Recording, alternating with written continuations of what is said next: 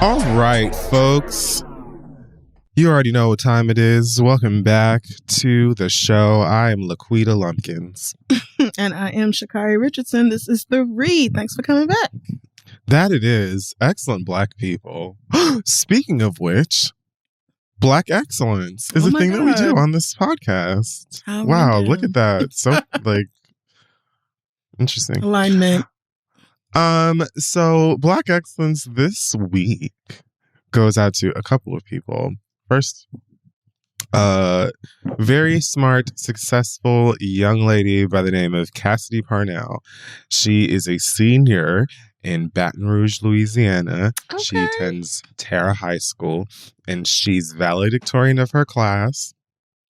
She's got a 4.1 GPA, and she's earned $4.5 million in scholarships. What? Oh my God.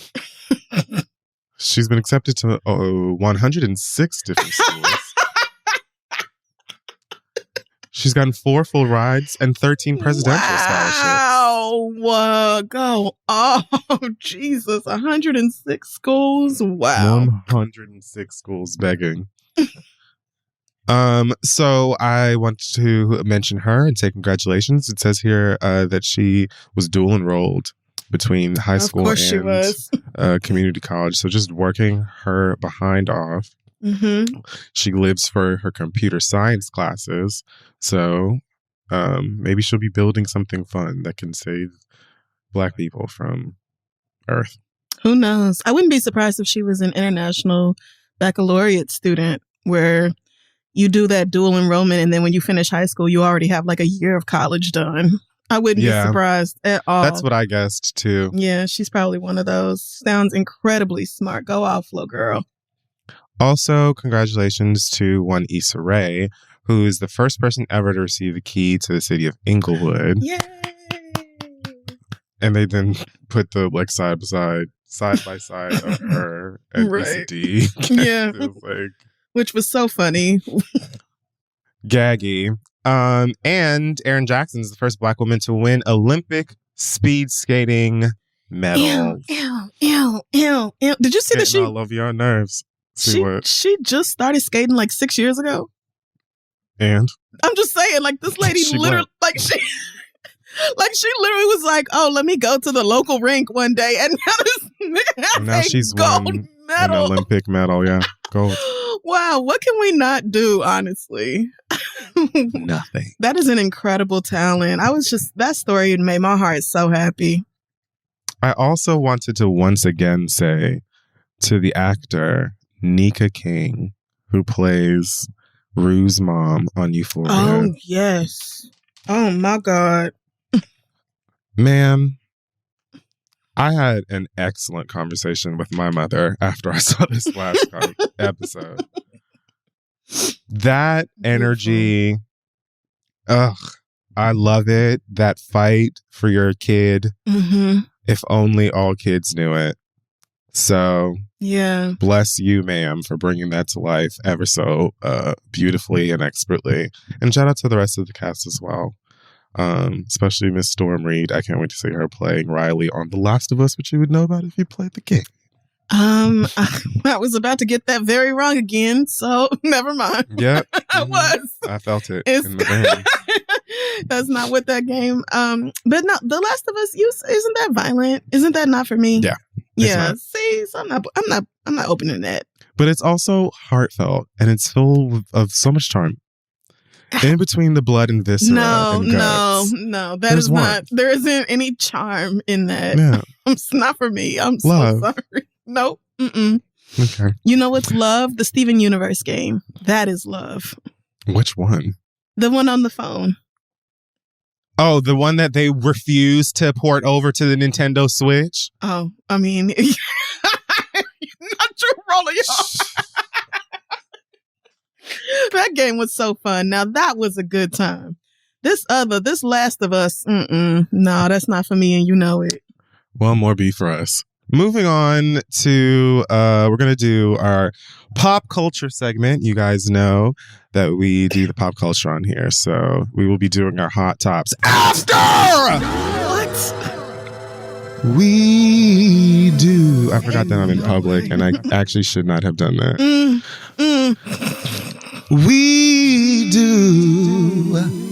Keep your sports shorts. Yeah. Now, I guarantee you that phone is going to ring in like 2 seconds, and they're going to be like... Your hotel? Yeah. They're going to... Sir? Is everything okay? Do you need an early checkout? Sounds like a murder. All right. So, girlies, welcome back. We're here to talk about the ultimate event in sports and ball and game. The Super Bowl happens, girlies. It did indeed. And here we are on the other side of things. The Los Angeles Rams defeated, ever so narrowly, the Cincinnati Bengals. Narrow's the other one? No, you had it right. Then why did you look at me like that, like I said something wrong? Because it's just a matter of time, but please continue.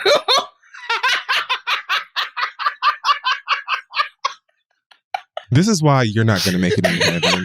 And I hope that we get to the gate at the same time and I get to walk past you. I hope you do. Anyways. Too. That would be funny as hell. So, yes, the Rams indeed won. And I will say that I am not surprised. Because, you know, the sheep are flock animals.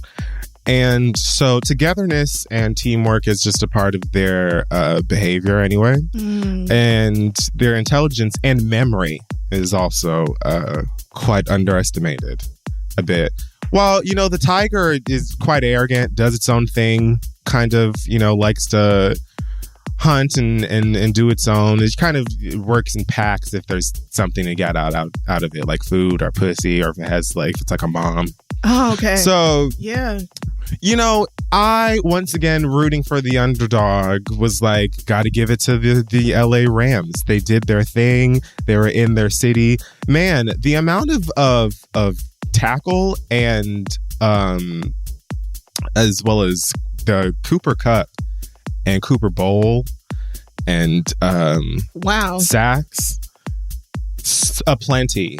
And the fact that it took place on firm grass in a firm place with firm people is really the magic that takes place here. And so congratulations to the girlies. You pulled it off. Great to see so much power in the running as well as the receiving and the kicking.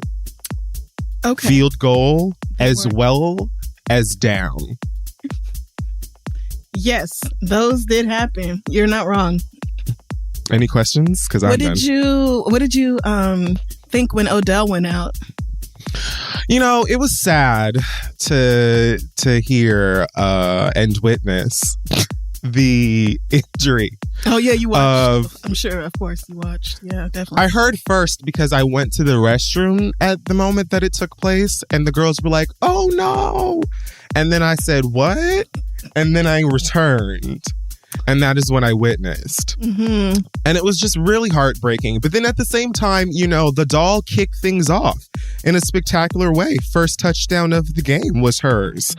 And so it's like, you know, to really bring the children into what is a spectacular energy on a firm piece of grass in a firm place with firm people for LA and your best friend Drake, you know, it bittersweet. I'm sure that it's not the way that the doll wanted it to go, but we're here for her. Next question.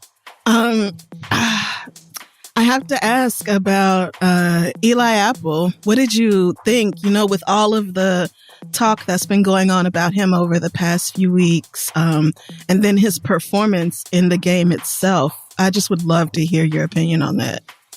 You know, the thing about Eli Apple is that name, you're never going to live up to it because the apple is just once a day, it keeps the doctor away. And so we had like a lot of a lot riding on that. And I'm sure there's a lot of pressure that goes into it as well. So regardless of disappointment or not, you really have to give it to just perseverance. And if it isn't what you need to take you past the finish line, as it were, then, God's got you, and there's prayer and it works. So you thought... Next question. I'm not entirely sure. Did you think he did a good job? No. You didn't? Okay. What do you think he needs to focus on for next season? I told you, prayer, as well as forgiveness of self and those who don't wish you well. Okay. And possibly arrogance. Okay. Arrogance. Hubris. Yeah.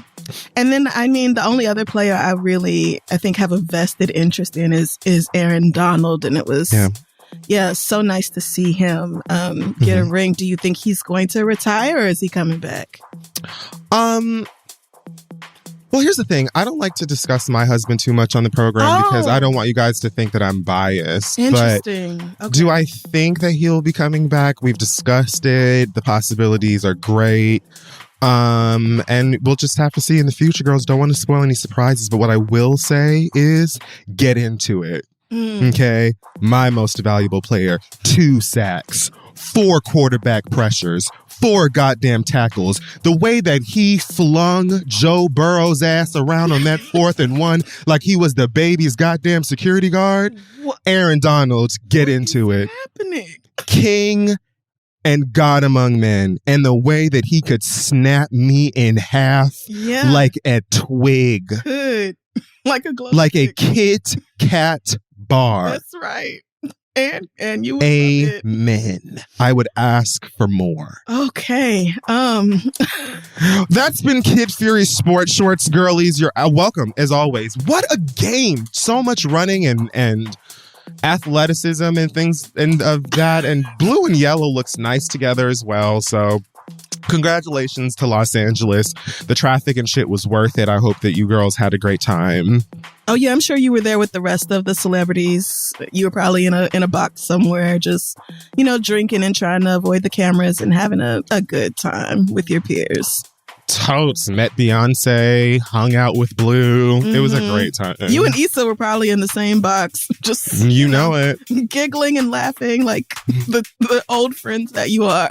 So tapping champagne, being besties. Yeah, it looks like a fun time. So I'm happy for you. Is the halftime performance not part of this, or? Oh well, girl, we are done with sports shorts now. Oh, okay. Hot tops. Okay, great. Wow. So in our hot tops. Let's just start with the halftime. Ba da ba ba ba, ba da ba ba ba. Okay. The joy of halftime. Get it? Because halftime's Pepsi, and I do. Yep. No, I got it immediately. Yep. This is why they say that I'm that nigga who lives next to the Boondocks, who lives next to the Freenans. What's the name of their neighbor? I don't know. Oh my God. Not Uncle Did you Ruckus. watch No, not him. Who lives? Of course, the black guy who's married to the white woman. Tom. Who lives in Tom, yes. Oh, okay. That's why everybody calls me Tom, because I randomly break out into shit. People, the girls. No, I do not. Okay, so God, Tom Dubois. Yes. I love how that's just remember when the last name for bougie niggas. Right. It's just remember when Usher bagged his wife, and then he went on the most misogynistic journey to learn how to get her back? Yeah, I through do. a pimp named Slintback. There was a lot going on there. I saw that they're not doing the reboot anymore, and I was like, that's probably for the best. It probably is. Yeah, with Granddad gone and Regina King going through a lot, like, let's just leave it alone. Yeah. Yeah. They could make a video game. I keep seeing them posting little, like, what? pixel arty things that look like they're based on a video game or inspired by a game. Okay. So I wouldn't be mad at something like, but that's because I just play video games a hell of a lot. Yeah, go ahead and throw it up on Apple Arcade and not switch it over to the fucking Nintendo or anywhere else that we could play it, because That's what y'all do. Yeah, why not? So, Dr. Dre was the halftime headliner, Dr. Dre and Friends or whatever. And, you know, I realized early on that these things were more fun for me when I didn't know all these people's business. When I was younger, I probably cared less. Yep. A lot more fun. Either way, it was a pretty decent show. I did enjoy watching Snoop Dogg Crip Walk over and over again, as did the crowd. Yeah. That was really fun. I enjoyed the memes that came from 50 Cent hanging like a bat. I guess that was to recreate the video. Yeah, I figured that pretty immediately, but I also knew that you niggas was gonna be on his ass immediately. Good. He on everybody else's all the goddamn time. Listen, I was not finna say nothing because 50 Cent is a horrible person. So although I may not condone it, I'm gonna just step to the side and let y'all beat his ass. Yeah, that one's not my business. That's not my business. He didn't even, like, when watching it, he didn't even seem uncomfortable or anything. But no, he didn't. In the freeze frame of it, yes, it's hilarious. Right. Mary J. Blige, inventor of the over-the-knee boot, possibly just overall consultant on thighs. Oh my God, Mary. Woo, the look. She looked fantastic. The boot, the legs, the thighs, the hat, okay. The hair, all of it. Oh, even when she did No More Drama, niggas was mad. I was like, no, please give it to us. Like, why were they mad? I guess because No More Drama is not really, you know, fun or upbeat. Maybe doesn't match us. It is upbeat. I mean, it's like it's not like it's not cheerful. It's not like a you can party. literally dance to No More Drama. I mean, you can dance to just about anything Mary done put out, but I definitely saw criticisms of like, that doesn't really fit with the vibe. But I think everybody. How about it did? I mean, when I tell you I was over here getting my fucking life, like I didn't know till after the Super Bowl entirely when I logged back on to the internet that people right. Because I was like, it's hella like abusers up here, probably some sexual assault going on. And I'm trying Snoop got an accusation right now. That's what I was like, literally. I was about to say, well, at least Snoop is unproblematic. No, pal. A lawsuit or allegation or something came out like right before the game. So I was like, I'm literally just trying to enjoy myself here. I know that all these people are, you know, allegedly horrible or have been proven to be horrible or whatever. Like, I'm just trying to enjoy myself. Kendrick's fucking set was when I lost my voice partly after that halftime show. That is how much of a good ass time I had. I thought that Kendrick seemed like he was doing it for free. Oh yeah. That nigga is he performed like everyone else just, I don't know, man. Like everyone else just kind of was like very clearly in the moment and like performing. But it was like the way that you performed. They clearly rehearsed. They knew where they were going. Right. And it was like good. But that nigga literally came out of nowhere like your younger sibling that came to the party with you and you didn't know that they were in the back of the car or something like that and got drunk even though they shouldn't have and is now dancing on top of like the coffee table. Like he literally had the just great energy. I loved the setup of that. I think he was my favorite. I will say that Dr. Dre pissed me off when he started playing that piano because it's very specific, deep Kid Fury cut. I thought that when he started playing a song by The Barge.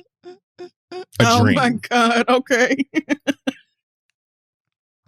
I sing Mary's cover of that song to myself constantly. Got you. Constantly. Because it came out in the early 90s. Mm-hmm. And so it's like a childhood thing for me. I think it's one of my favorite full song covers ever. The only reason that I can still listen to it is because I have the goddamn Money Talk soundtrack and uploaded it onto my fucking computer and iPod ages ago, because you can't even stream it anymore. It is good. So when he started playing that goddamn song, I was like, holy black fuck, is Mary going to sing A Dream? Mm-hmm. And then they went into like some other still Dre. Yeah. Yes. I was livid. Livid. Oh, man. I was so pissed. I think the rest of us probably picked up on it pretty quickly, but I could see how you and the aunties was probably irate behind that. Like, how dare y'all? I know a million people have like sampled that song or that beat or that part of it or whatever, but I was like, what? Mary's right there. Anyways, that pissed me off. And then, of course I had to bring out their white friend. And he was there. Mm-hmm. He performed. The girls enjoyed it. He did Lose Yourself, which is like, it's like straight people's Unwritten by Natasha Bedingfield. Please. It like has the same energy. Like the way straight white girls love that. They get revved up. Blank waiting for you. You gotta lose yourself. It's the same shit. Yeah. So it's like, obviously that excited people. I saw Anderson .Paak was playing the drums for him. He was fucking ear to ear grinning, getting his life. So he clearly enjoys that song as well. He was for once, or at least this time, not dressed like the wolf in Swing Shift Cinderella, because Bruno was not there. So we got to see the nigga dressed like he's of this era, and that was also refreshing. Yeah. It was good though. The details really made it for me. Like all of Kendrick's dancers having that blonde hair and the same beard and everything. And when Snoop came out, walking, all of his dancers was wearing like the exact khakis. same. Yes, like it was like, and it just was so perfect down to the Converse. I was like, it is just so good. Like no stone left unturned, and the details really matter a lot to me. So I had a great time. I really enjoyed it. It was good. It was. I didn't give a solid fuck about that Neil, and I want you to understand and I want you to understand that to the core of me. The girls who truly were, who seemed to be moved by that. Oh no! You know what? I'm gonna let you have that, because what do we have? Never mind. I didn't say anything. Who thinks that? What does that really do? What does Eminem kneeling during the halftime show even really mean? Like, what does that mean for me as an actual nigga living my everyday life in this country? Like it, and I did not even see it. I was just there was a lot going. Yeah, there was a lot going on for me that night, and so, he did Lose Yourself or whatever, and then he got down on one knee. And at first, I was like, "Oh, is he tired?" And then I realized, like, "Oh, he's kneeling because football or whatever." But I thought we were past. But I was like, "Girl, of course, like the white, like." I'm not gagging by someone who has like a clear obligation to blackness and black culture and music doing like the bare minimum in that setting. There we go. Furthermore, that does not strike fear or anything in anybody at the NFL anymore. The big wigs at the NFL were like, yeah, let the honky kneel if he wants to. It's nobody a packed house. No one cares. Right. Like, so... It's the last game of the season, so it's like this isn't all right. I did not expect that to be anything really. So it wasn't, and it wasn't right exactly. But overall, my old ass had a good ass time. It was a good time. Gen X and the millennials have been arguing about it since Sunday. Which one is X? Is X the youngest? No, Gen X is the one right them behind niggas us? Born in the 60s and 70s, like mid 60s. Oh, pre-boomer? I don't know how. No, they're after the boomers. Gen X is like was born in the. So why we don't get a letter? We do. Are we Y? Yes, millennials are Gen Y. They're just called millennials. Oh, well, I like millennial better. Yeah, I mean, same. But it's Gen been a Y lot of stupid. arguing because Gen X is like, oh, well, those were our artists. All of the artists on stage were Gen X except for Kendrick. No, the fuck they weren't? Yeah, they were. They are all Gen X except for Kendrick. I mean, Gen X aged? Yeah. Yeah. And but I'm like, but their music literally came out when millennials were coming when we were age. Alive. Right. And I just, and I don't see why it can't be both. Why can't it just be like, I feel like, oh, shut the fuck up. All of y'all are arguing. Yes. Niggas have been really arguing. Like, people have been going back and forth about this. And I'm like, just have a good time. Do y'all understand, Gen X and millennials, that all you niggas are old? And it really boils down to being fucking old? Kendrick was the only one who even performed a song that came out in the last decade. You're all old. This argument is stupid.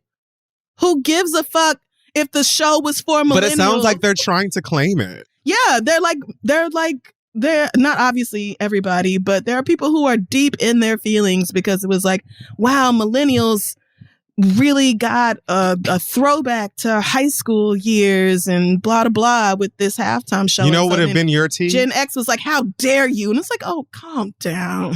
Gen X, you know what would have been your tea? If they would have performed A Dream by DeBarge like I fucking wanted them to. Not me. Like, I wanted to hear your goddamn music. If it had been a bunch of music from the late 80s or something, then fine. But I also did not think the argument was even worth having because, like, yeah, we know how old these artists are. And we also know when these songs came out, which was like the late 90s, early 2000s. And who cares? All y'all niggas are old. Go take some ginkgo and do something for your joints. Go stretch, nigga. Oh, that was triggering. That's a silly and confusing thing to argue about. Don't put it past the internet. What else happened? Whoopi Goldberg is back on The View after getting chopped for a little while for saying that the Holocaust wasn't about race. Did you hear about that? I did, but I did not understand it, so I left it alone. It's not. Because I didn't think it was. I thought it was about ethnicity, but I left it alone because it's a lot of stuff about like pissing off Jewish people that I don't want to get into, and I'm never trying to upset nobody or invalidate their experience. I was just like, y'all got it. Yeah, but that wasn't her point anyway. She was like, from the clip that I saw, she says that, you know, it wasn't about race, it's not about race. And after Joy's like, well, what was it about? She said it's about man's inhumanity to man. Oh, no. Okay, that is wrong. And it was like, no. No, that isn't it. It was anti-Semitic, girl. It wasn't just random that it happened to the Jews. When Hitler and the girls were rounding people up. Yeah. It was they came up there and were like, so the concentration camps are all ready. Who do you want to fill them with?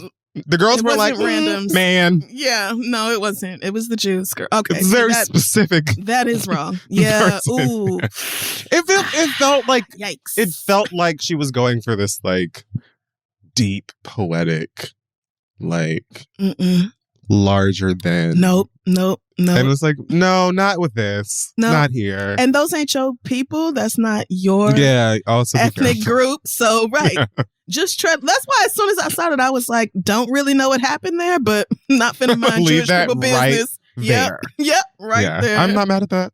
Not finna do it. Well, she's made her return, and everyone over at ABC and The View seemed to be okay with it. It didn't seem like it was like this malicious. It just seemed like a silly thing that she said and probably didn't express herself the way that she needed to or wanted to.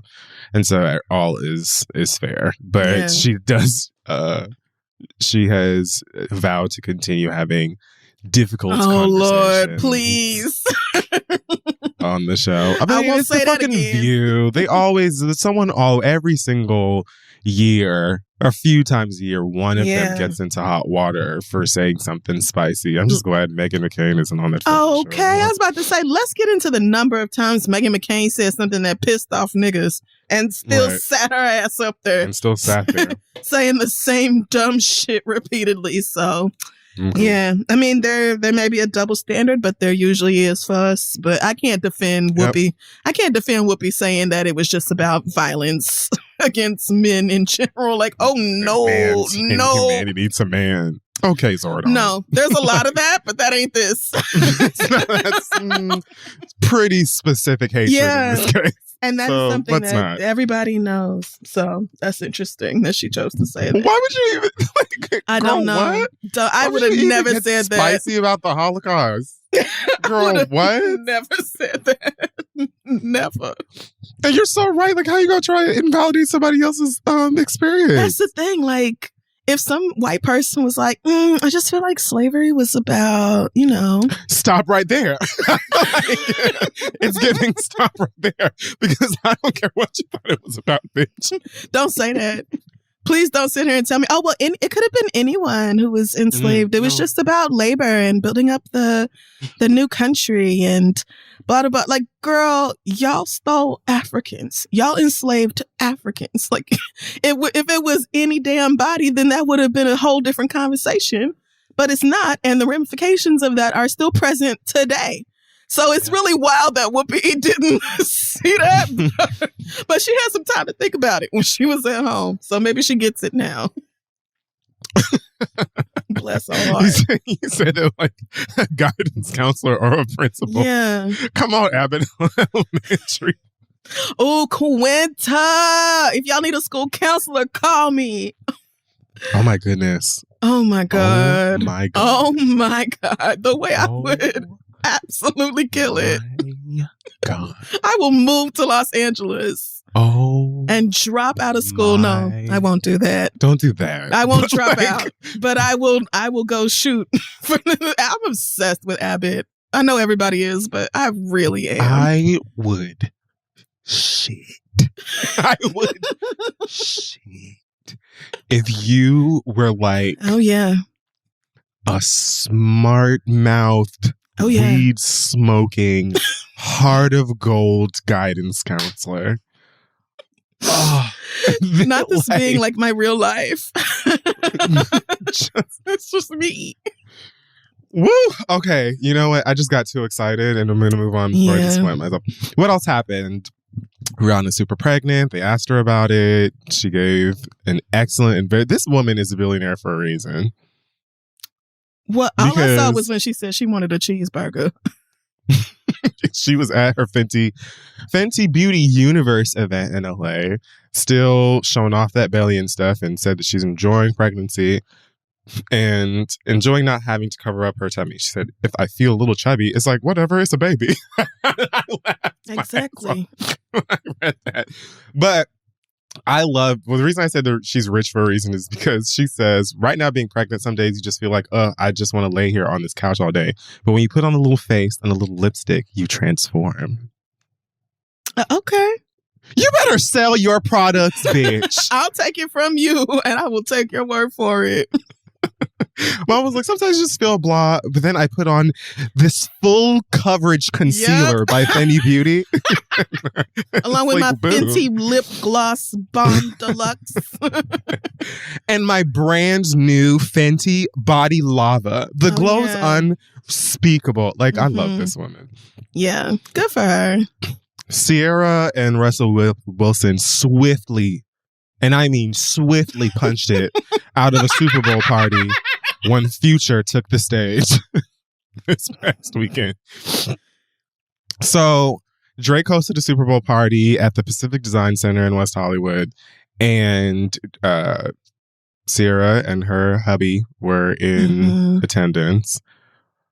I mean, kind of shocking they didn't think Future was going to perform at this Drake thing, but either way, TMZ caught them on the way out, and I'm talking about in the background, all you hear is Drake introing him. So, like, the beat for "Fuck Up Some Commas" starts as Mama gets in the car. So they were tipped off right on time and said, "Nope."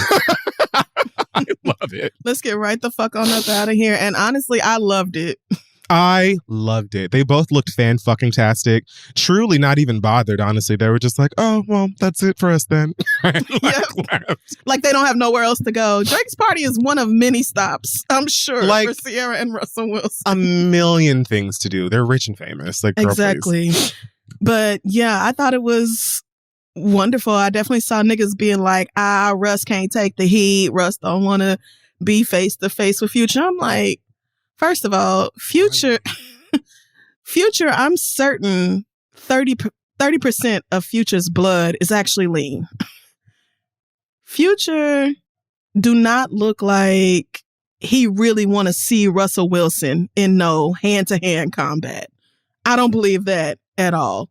But additionally, why would these people who are married and have children and jobs and images to uphold and all that, why would they want to stay someplace where the potential for drama is so much higher than it would be otherwise? Like, why wouldn't they? Why wouldn't they just be like, okay, you know what? Nope, I can see that this is going to be messy. And as mature, responsible adults, we're going to leave before it can get messy, before it can get ugly, before it can turn into like the shade room. Let's just leave. Suck toes. If them niggas would have stayed there, all that would have happened was that somebody would have been recording them as they're on stage, and y'all would have just pieced that shit together and started making assumptions about how Russell feels with that or how Ciara feels with that. So since you're going to make assumptions anyway, you might as well make them while we make our fucking exit, bitch. Like, what do y'all want? Are you serious? They want niggas to fight. Calm down. Exactly. Like, you want all this drama for these people that you don't know. And, like, at the end of the day, like, you want what's, like, bad for them. We're going still right having back a good home time to gossiping. Our children. We are right back home. And when we walk in the door, Future is going to be like, Papa Russ. And that's going to be the real gag.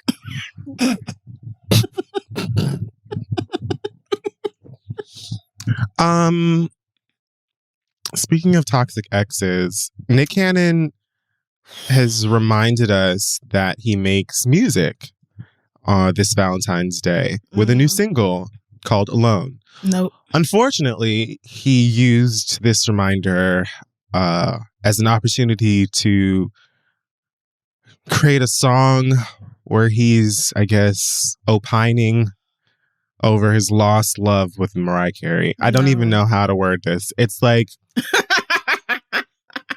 literally a broken-hearted Valentine's Day love song where he samples Mariah's music and voice and then makes a whole song about how he wants her back. But that basically I will read you some lyrics. Would you like some lyrics? Please. Of course you would. Please do. Yes, would love it. I say I'm cool when I know I miss it. I'd trade it all for the case. If I could have you back, if I could go back to where we started at. As much as I want you back, it's probably better where you at.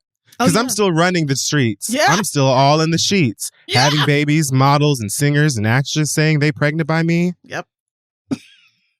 You are doing all He goes on to say that he knows she has a man. He's trying to keep his distance. All of this other shit. I'm like, what? Are we sick and shutting in, Nick? Because I mean, maybe we need to, because this isn't. He might need to just like talk to someone. Because, girl, I'm thinking like all of these brand new baby mamas must be sitting back like, this nigga. I mean, maybe they don't care. Maybe they're know the goddamn deal. But like, why would you? What was the point of this? Did you think Mariah was gonna be like, oh, well, let me leave my man and go back to somebody who done had like 7 other children since we broke up? Like 7 or 8 kids since we've separated. Yeah, no, I'm not. Why would I? Talking about it's probably better where you at. You know it is. Because she ain't over there trying to figure She ain't over there trying to figure out how to visit 9 different households and keep up with all them fucking children. What? She ain't got none of the drama that you have going on. None of the conflict, none of the worries about scheduling and baby mamas and birthday parties and recitals. She don't have to do none of that. She has her twins at her house, and you and your shit. Like, it's not like you can go back and control, alt, delete all them children that you made. So this just seems like you did this for the benefit of whom exactly? What was this for? It reminds me of when Robin Thicke put out that album trying to get Paula Patton back. Oh my God. And not only did it not work, the shit flopped entirely. It was like his worst album ever. And she was still like not answering the phone, white boy. That was so abusive. It was like, it's weird, right? It's like, what are you doing? I forgot all about that album. He named it after her. Oh my gosh. Like, that we was share so children. Creep show. You could just send me a text message. Trying to do it through music is not going to get me the same Mariah Carey who sued a man for wasting her time and won. Are you kidding? Leave Mariah Carey the fuck alone. Leave her alone. You don't talk to her. You don't touch her. And you don't look at her. Nick, honestly, bro. No. You have to get it off your chest. I wish you would have gotten it off your chest to a therapist instead, or just like, yep. He has to have one. I'm gonna assume that he has one. Like, this is like, I don't think so. I like to just, because out here, I really don't think so. Who do you think you are to have as many problems as like people who, no, like not even any specific person. If you more money, you got more problems. You have more issues, more businesses, more like, you're a busy individual. Who do you think that you are to have as much work as you do, as many children as you do, as much shit as you have to do, and not have a therapist, my nigga? Right. Stop. When people who work at Trader Joe's have therapists and should, like, who do you think that you are? Yeah, no, you definitely need the regular degular girls need them and have them, and in many cases, in most cases, I think, swear by them. Yeah, I mean, you can't tell by behavior whether somebody has a therapist, because a lot of people be out here wilding and in therapy every week. Exactly. Because you have a lot of shit to work through, and that's your process, and that's exactly. Fine. But I just, something about me doubts it. Like, if he has one, it's a relatively new relationship. I just doubt it. But maybe, child. Stranger things also, some people go back and forth. Oh, yeah. People don't always go consistently. Yeah. Because me, once a week. Listen, minimum. At least. I never miss my appointment with that lady. I will reschedule anything but therapy. Anything. So I can't relate. If you are not talking to somebody, please do. You better get started. Yeah, please. Because like you said, you can never really tell based on somebody's behavior. Because Nick could absolutely have a therapist in his next session. They're going to be like, so I heard the song. I'm not surprised you didn't mention it or say anything about it. But let's talk about some of these lyrics. You know what I mean? Like, I wouldn't be surprised, but either way, like, there's something going on. Yeah. And wish you the best. Don't work through it, though. Work through it. Write weird love songs to your exes that are not trying to hear it and are in fully new relationships and out there minding their business somewhere. And you have a lot of your own business to attend to. Yeah. A lot. Yeah. You have like 7 people who are your children and who are also like 2 and under. So also, the song is called Alone. You're not alone. You might be single. Right. And you might. Right. You might. We don't even know. Right. So, you might be single, but who can be alone when they have 9 children? That's 2. If you alone, it's because you're trying to be. Right. Because you got kids somewhere waiting on you. But yeah, best of luck as you process that. Last but not least, the baby is getting sued by that boy he jumped. Oh, well, yeah. That is assault is illegal. I don't know why niggas act like that. Forget that. Brandon Bills, brother of the baby's baby mama, for whatever reason happened to be at the same bowling alley outside of LA on the same night. Even though they hate each other, they have pressure. From what I'm reading, Brandon had already promised the baby some hands and said that he is not 6'9". He actually fights. And, you know, he was prepared to knock the baby out. So I guess time came to tell. Yep. And the two of them came face to face in this bowling alley. And from the video that I saw that was just shy of 2 minutes, the baby swings on him first. I'm not even sure if there was a proper connection, if one at all. But regardless, he swings on him first. Yeah. Mama, they're in the lanes. Like they're so swings this nigga into the lane, and of course he falls. And then he does like the typical thing when, you know, you probably have some weed or maybe other drugs, alcohol in your system, and you're like are with a whole bunch of people. Yeah. Like I see rappers do this all the time where they swing and they're like, oh, I'm a famous person fighting now. And he takes like a beat, and then the swarm of his hood niggas come in and he's like, oh yeah, I'm rich. And so then he goes and, you know what I mean? Right. And so my favorite part of the video takes place where everybody then goes to rush this lone light-skinned nigga on the fucking bowling alley, and they all begin to topple over one another like they're in the fucking streets of Acme Acres. It was the dumbest, fucking ridiculous, cartoonish shit, because it wouldn't be the baby story if there wasn't some fucking Roger Rabbit ass element to the whole ass thing, because he can't just... Never. So of course... This boy then proceeds to get jumped in the fucking lanes. Nobody is bowling. I haven't seen, like, everyone is just, you know, watching and recording this fight. And it's like Brandon versus, I don't know, I think it was 5, 6 other niggas, like a bunch of people. It was. He got jumped. Yeah, no, he fully got jumped. He definitely got jumped. And I mean, because like, again, much like rappers in their entourages, you're talking about a whole bunch of nameless, faceless niggas who the only reason they're getting into parties free, taking photos with your favorite characters from Power, and the only reason that bitches talk to them is because of this rap nigga. So, of course, every single time somebody got pressured with them in front of your local 7-Eleven, they're ready to throw hands too. It's so pathetic. Like, girl... I can't believe I ever used to support that little nigga. Like, every time, I swear to God... I'm not holding that against me. I stand by the things that I said at the time.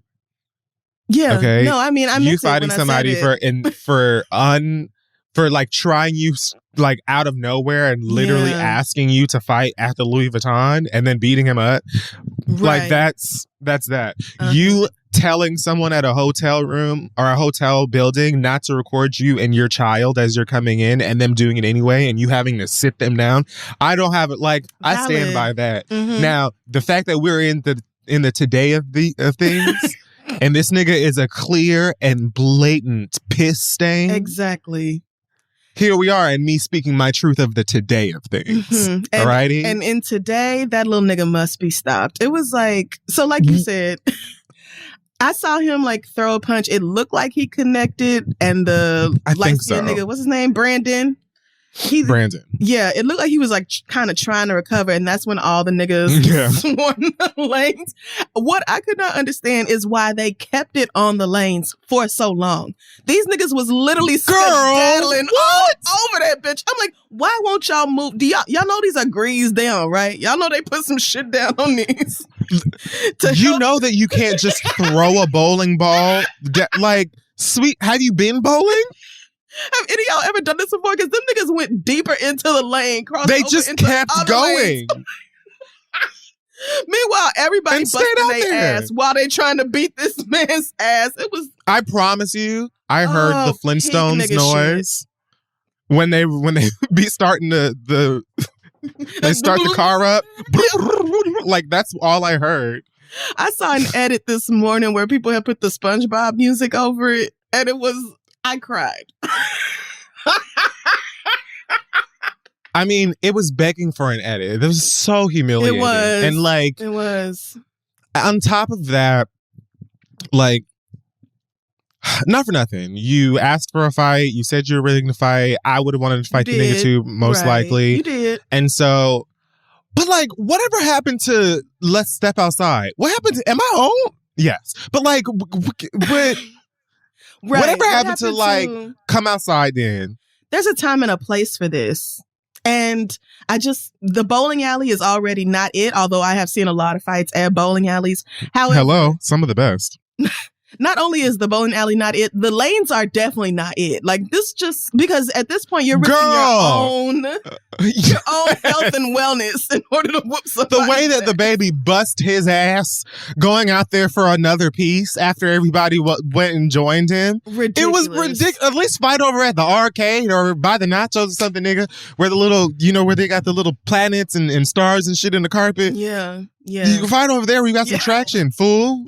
That like the moment that he bust his ass, the moment that Brandon initially slipped and bust his ass on that first swing, you didn't think, not a good battlegrounds. Let's do it somewhere else. Yeah. But you, I guess, wanted to put on a show for you and your friends that were recording it. It was just, and that's another thing. Like everybody knows that this is going to be recorded. It's going to hit Instagram, TikTok, the Shade Room, like within 30 minutes. So just the behavior here, it defies logic on all sides. It just don't make no fucking sense. And I don't know why Danny Lee's brother, once he saw the baby was there with a pack of niggas, why he did not simply collect his things and depart the building. Because you said you wanted a fight, but I'm sure you did not want to fight with him and everybody he know. Like, I'm sure you were thinking like a one-on-one situation. Right. I feel like the context, let me double check. I feel like the context was more like, let's get in a ring. Oh, come on, please. Not like these fake fights that they be doing with that one white boy and they be letting that white boy win. No, I'm not talking about that. Jake Paul, that shit? Okay. One of them. I honestly don't know which one's Jake and which one's Logan, and I'm never going to care. Oh, no, I promise you, there's never going to be a ticket for a fuck when it comes to that. But I'm not sure if that was the context. Either way, I fully agree with you. Like, it's the baby and 6 other niggas that have nothing better to do but jump you. So let's just go. Right. And let's not forget that the whole reason y'all are fighting is because this nigga is a horrible father and or maybe not a horrible father. I don't know what he's doing necessarily as a parent, but based off the way he was treating this woman who had just given birth to his baby, you were justified in wanting to beat his ass, but his ego and pride were hurt. And so now here we are with men doing stupid ass things, tumbling over themselves. Some random girl out there too. I wanted to say, so weird. Where were you going? Where are you sis? going? And what are you finna stop? Not a goddamn My good niece. Where the fuck were you headed? Baby, come right back over here before your wig come askew. I don't know what you think you finna intervene in. One of them was her nigga. Had to be. One of them was her nigga. There's only logic. I don't know which one of them niggas that was in that mix was her piece, but I don't know why you, like, at that point, more than one person had bust their ass and you were still on the mission. Now, everything happened fast. It happened quickly. It did. But girl. And I guess niggas, I don't know. I guess they got tired of falling all over themselves and they brought it back off of the lanes eventually. And well, the last clip I saw, what's his name? Is it Brandon? Is that the boy's name? Bill? This is the second time you've asked. Yes, it's Brandon. Brandon Bills. Brandon Bills. What I saw was him being super red, which, sorry, light-skinned people, that all y'all should just come through in your skin like that. But I mean, I think he was bleeding. He was bright red and like somebody was holding him back. I'm like, nigga, you trying to go back for some more? Are you kidding? Why would you want another taste of this?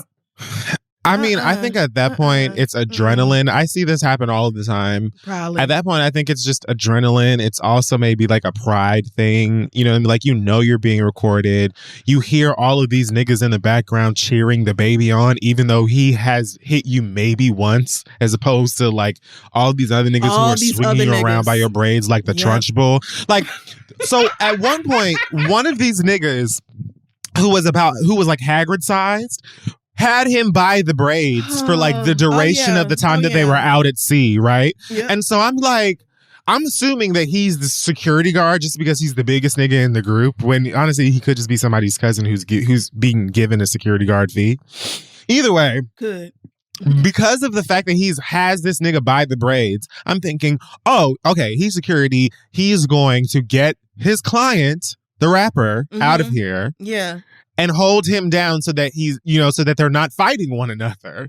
Rather than that, he's just swinging the nigga around like he's outside of the Trunchbull's fucking school. Right, like, come on, man. First of all, there are plenty of other niggas here who can do that. Seems to me that your priority would be to... It's not hard. Right, your nigga... Especially when you're dancing on polished wooden, oiled up floors. And that's another thing. They were like... I love fights. Everybody knows it's about me. If there's a fight, I run towards it. I really enjoy them. However... Me as well. I don't like... First of all, I don't respect jumping niggas. First and foremost. Never have. Likely never will. And secondly, it seemed like they were like... Plus it's Zimmerman. Like slamming this nigga's head. Right. Like there are some people there will be a pass and I will look the other way. Yeah, but yeah, absolutely. When you slamming a nigga's head into the ground and shit like that, that's when I'm like, okay, chill out. Like, I want you to live to fight another day. Did he get slammed? I mean, there was a couple of times where he hit the lane so hard that the people in the background was like, "Ooh!"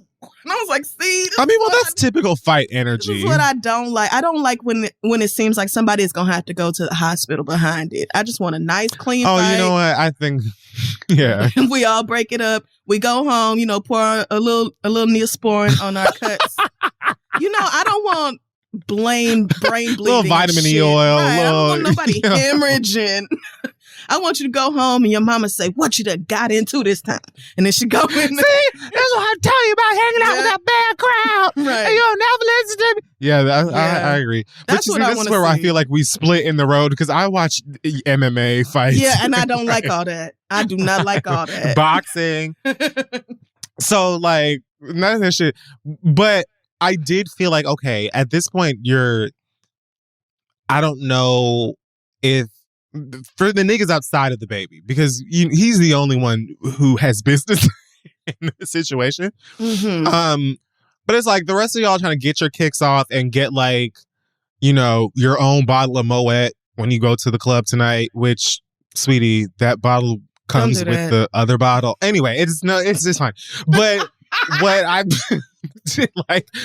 you're doing all of this other stuff instead of just doing the best to keep your friend / client / homie / boss protected. Mm-hmm. Because now he's being investigated by the police, of course, for assault with a deadly weapon. Right. And we have nothing but evidence because all the police got to do is go on fucking Twitter the way that the rest of us did. That's right. And see all of these hundreds of videos from people who were there, maskless, I will add. I didn't see not one mask in this whole fucking video, but all the evidence. You are correct. Y'all make the police job so easy. Like, y'all make it so easy for them. It just. Yes. They don't even have to work. At all. At what point do niggas say, you know what? I've been in enough trouble with the law. I'ma just stay at home. When is it? When is it? I'ma just go out and stay sober, have a fun time, and go back home. How come niggas never think of that? I don't know. It's especially, you know what? Also, there's just oof. Maybe I felt myself going a little deeper than I needed to. But I think I was dancing around the fact that too many of us, and I mean us, are just conditioned to feel like we won't have shit or be shit or have access to shit. And so when some of us do, especially those of us who don't have or have never had the foundation to respect yourself or others, or know to respect yourself or others when you go out in the world as an adult. When you do get that opportunity of access and, the opportunity to be shit and have shit and all that other stuff. Right. Sometimes it's just twist your shit around and you feel like you're unstoppable and you don't have to fucking do anything. Especially when the people who are paying your goddamn bills and allowing you to buy 5 bottles of Casamigos so that your friend can get that free bottle of Moet, them motherfuckers are still backing you up and calling out your name in celebration when you're fighting your baby mama's brother at the bowling alley. So when do you get to a point where you're like, oh, let me chill out? Why should you? When are things bad for you? You mindlessly and pointlessly basically said fuck gay people, niggas with HIV and AIDS, anybody who likes sucking dick. Like, you basically did all of that stuff, had 2 to 3 weeks of people giving you pressure, and now you back doing freestyles and club appearances, features, shows, people mosh pitting and having a good goddamn time. So why should you ever feel like doing better or doing different? When have things ever gone bad for you? For real, for real. When have you ever had consequences? That is a very good point, because I definitely did hear whoever was recording in the video I saw, he was definitely like, do you think, King? When baby walked past him. And yes! Like, oh my God. Are you kidding? Yes, baby. Do your thing, King. First of all, Mama did the least. Right. Of the girls who were out there on the dance floor, Mama did very little. The least of them all. So please. And that's not to say that I feel like she's soft or pussy or can't fight, because we've seen material where she wasn't surrounded by 3 people. We know. Right. We know. But like, y'all are doing the most and a lot. And if this nigga does end up having to go to jail or whatever the fuck, it's like, then what? You gonna hand clap for that too? Yeah. And this is still his child's uncle on top of that. And always going to be my God. his child's Excellent uncle. Excellent point. Y'all are linked by this human life, and nobody's giving a fuck about that. That is always going to be your daughter's uncle that we will now have footage of you and your friends beating his ass at a bowling alley. So you've got that for the rest of your life. But let's all dance and clap and celebrate and not at all criticize niggas, because then that would make you a terrible person. I'm done. I can't breathe. That's when I know I'm talking too much.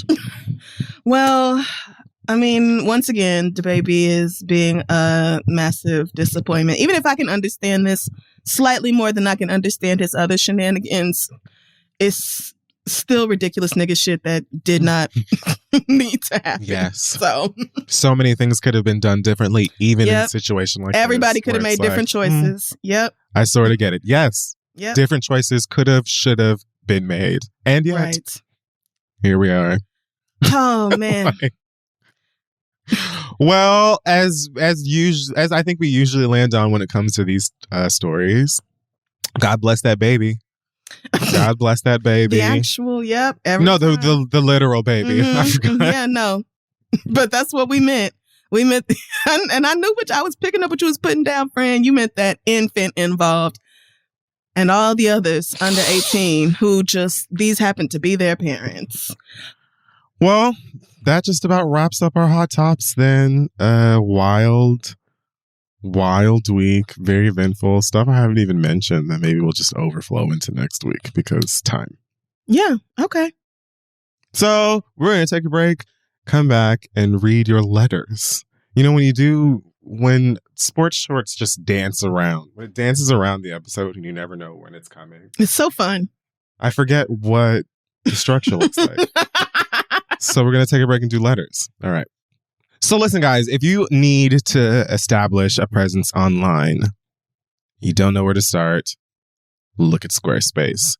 You know that you need one. It doesn't even matter what it is. It doesn't matter. It could be a blog. It could be a diary about all of the ways that your dog makes you laugh. Maybe you're going to be selling some stuff that you just need to get out of your house. Or you want to, build an artsy place that's inspired by your sneaker collection.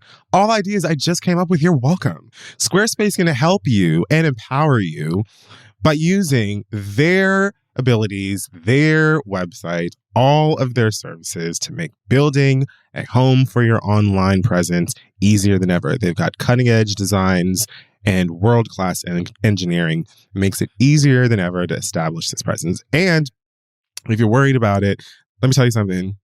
We've both used Squarespace personally to build websites, so we can tell you firsthand, it's incredibly easy. We're talking about drag, drop, click, click, boom, bam, done. Sexy website. But if you do get, confused, first of all, no shame in your game, okay? Because I can barely spell TikTok, all right? So don't feel like you need to, all right? Because Squarespace has customer support 24/7. So if you're up at 4 o'clock in the morning, because that's the only time that your kids would allow you to do this, someone will still be there to help you. So it's time to turn your dreams into a reality. Go to squarespace.com/read for a free trial. And when you're ready to launch, use the offer code READ to save 10% off of your first purchase of a website or a domain. That's squarespace.com/read. And the code is READ. Go build something fun. Let's get back to the show. All right, folks, we're back. It's time now for your letters. Mm-hmm. Send your questions to asktheread@gmail.com. We may read them aloud on the show. We have an update from DJ. If you remember, DJ wrote in last week about his friend who was upset with him because he was dating a friend of his friends and he didn't tell him about it. And now the friend was being weird. So DJ's moving to Atlanta soon and was like, what do I do? So DJ writes, let me fill in some of the gaps that y'all had questions about. First of all, I was hesitant to tell my best friend about dating his friend because this is not the first time we've been down this road. I've been involved with one of his homeboys before, and he didn't think it was a good idea. So with this new one, I was like, yeah, let me just not say nothing at all because I didn't want him being judgmental and trying to hold me back from living my life. The new guy and I...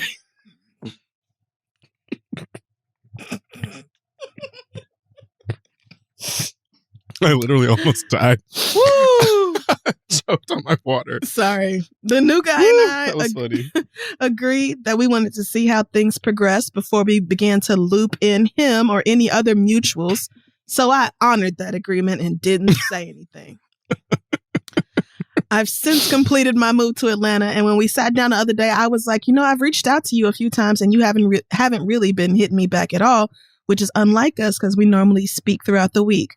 Do y'all know this motherfucker had the audacity to be like, well, if it was important enough, you could have double texted me or called me even more times. He claims... Okay. I get this one. I know where we're at. He claims that he's upset about other stuff beyond the love triangle, but he never actually said what the other stuff was. So this whole situation is starting to look like maybe he does have feelings for me because otherwise I don't understand why he is so pressed about a friend. I personally think this nigga is lying, so I'm not about to sit up here and bend over backwards to appease him. But we did leave the meeting saying we were both willing to move forward and work on our friendship, so we'll see what's to come. Only time will tell. Thanks so much for your feedback. I really appreciate it and enjoyed it. Thanks, DJ. Okay. Glad you had fun, DJ. Excuse me. You good? Allergies yes, whooping your ass? Like you have no idea. So, first of all, there were so many. DJ is tired of this nigga. Yep. So DJ is weary.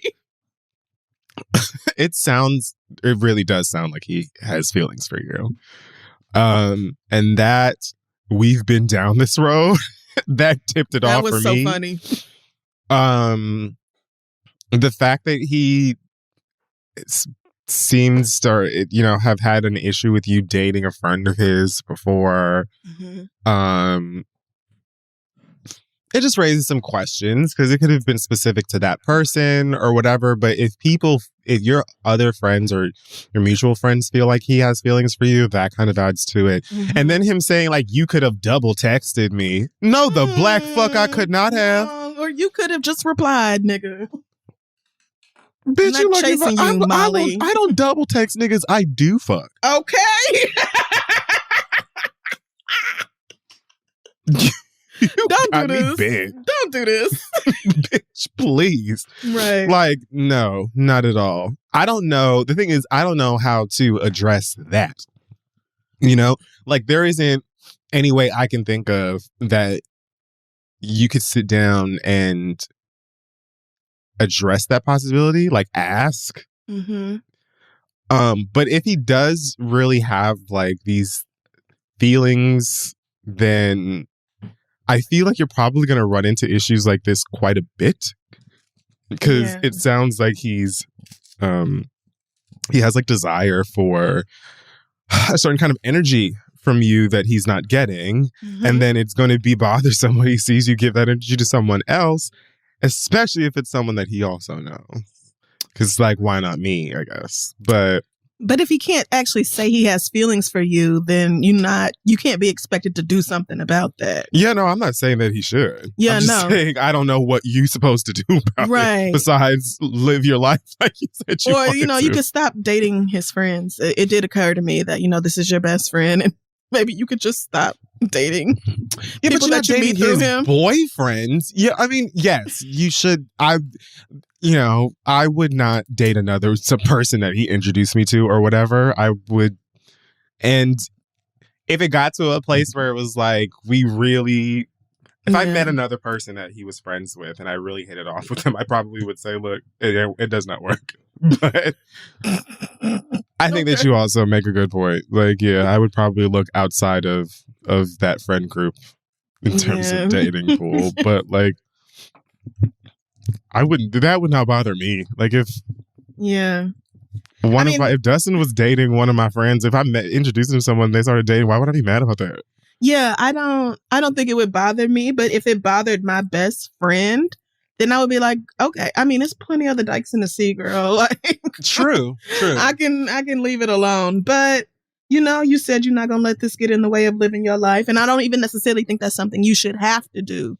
It's just, the way I would look at it. Like, I value my friendships much more than my relationships, which is probably why my relationships don't work out.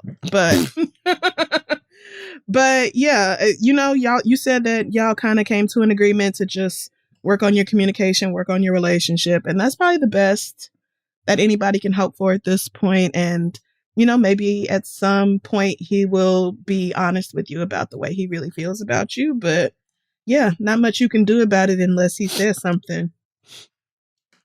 So good luck. Yep. Best of luck to you, DJ, as you sounds like a pickle. Begin enjoying your time in Atlanta, Georgia. Have fun, be safe.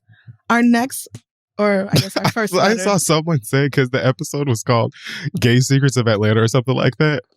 I might say this wrong, but I saw a tweet for a reaction to the title. It was like, Gay Secrets of Atlanta, and it's only 2 hours long.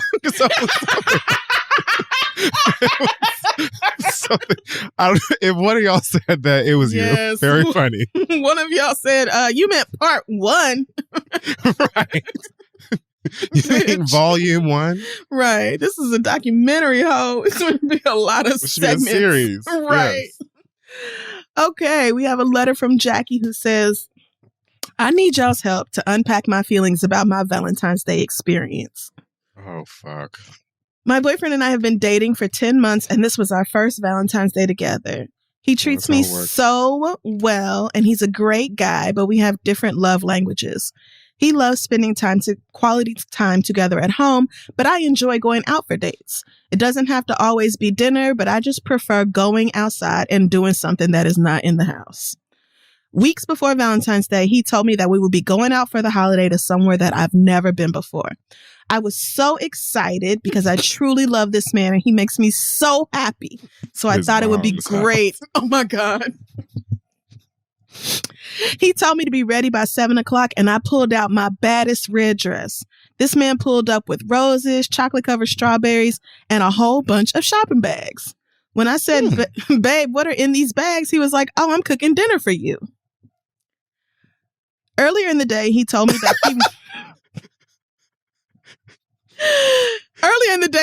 he wanted to change up our plans and cook at home because it would be more intimate. I told him that he knows I enjoy going out, and he set the precedent by saying we were going out, and I would appreciate it if we stuck to the plan. He squashed the whole conversation and said, just be ready by 7, and I took that to mean that we were still going to go out, but clearly not. Him deciding to cook dinner for me really put a damper on the evening because I felt like he lied when he should have just been truthful with his plans instead of having me at the door all dressed up and looking good thinking I was going somewhere. I was not trying to act spoiled or unappreciative, so I adjusted my stank-ass attitude and tried to enjoy the night, but this all feels like a big red flag to me. Why couldn't he just say from the jump that he wanted to cook instead of switching up on the day of? And why do this when he knows that I enjoy going out and we have dates at home all the time? It's not a money thing because he has an amazing job and makes a lot of money. He's just a homebody and it's frustrating, but I realize I can't change this about him. I do like a chill vibe at home every now and then, just like anybody else, but please let me know if y'all think I'm tripping. I just do not want to be in the future the lady who has a husband who don't never want to leave the couch. That is my worst nightmare. Crazy worst nightmare, but thanks. Love the show, Jackie. Well, Jackie, I think you handled this well. I think that you handled better than I would have. Well. Yeah. Way better than I would have. Yeah. Way better than I would have. Yeah. Nigga, don't tell me to be ready at 7 if I have to be ready to go to my living room. I will beat your ass. Told me to be ready. And you specified. You said that. That not only would we be going out, we would be going somewhere I've not been. Right. You said that. Only to take this down to doing some shit we always do. Now, do I appreciate the chocolates and flowers and shit? Of course. Certainly. So nice. But we could have had chocolates and flowers and Nobu. That's all I'm saying. That's all I'm saying. And he told you weeks ago that he was going to take you to somewhere you never been. He knows that you like going out for dates. So the whole switch up the day of would have been so irritating to me. I appreciate that, she's said she adjusted her staying attitude and just tried to be appreciative and stuff. But I also love the awareness of, like, are these red flags? Because like you just said, it is the fact that I have specified that I enjoy going out. Mm-hmm. It is Valentine's Day. Yep. Which is like the day of making that effort. Yep. Whatever it may be. So if today, of all of the damn days that y'all are together, can't be the one where you just take me somewhere. Right. As I have expressed it. It'd be one thing if I just have been silent and spoiled and crossing my arms and being all pouty because we never go nowhere and I don't never say nothing to you. We've had conversation about this already. And you know that this is what I wanted. Why switch it up? And you said it unprovoked. I didn't say nothing about Valentine's Day. Yeah. You was like, babe, Valentine's Day, we going out. You going somewhere you ain't never been before. Get ready. It's finna be litty titty. So yeah, I was excited. And and that's another thing. If he wants to do something for you, then it needs to be something you actually like. It ain't no shade to that dinner. He could have brought them Trader Joe's steaks and broccoli any other night, and we could have did that any other night. You knew I wanted to go out. You told me we was going out. So why am I not at Nobu having the rock shrimp? Why am I not? I feel like a week from now, maybe a little bit longer, I would just be like, you know what? I'm in the mood for some freak nasty sex night. I'm going to destroy you when I see you tonight. I'm giving you the gawk. I'm going to just bend you and I'm doing 3, it all. So you get prepared. All right. And then you go down to your local adult store and you get like a sleeve, like a cheap sleeve. I don't know. They can go for like $20, $30, like a little hand job sleeve. Oh my God. And then when you go over to his house, toss it right in his lap and then turn on Netflix and ignore him. That is And then when he petty. questions you, okay, you lean directly to his nasal bridge and you say, that's how the fuck I felt when I wanted to go out, as you said we were going to do. Have a good evening. Yeah. And grab your pocketbook and go. Yeah. Unless y'all live together. It doesn't sound like you do, but whatever. No, it doesn't. Why would you live together? It's been 10 months. Yeah. This, I don't know if it's... I think it's different if you think he lied to you about his plans versus he just switched it up at the last minute. But either way, he told you one thing and then did something else.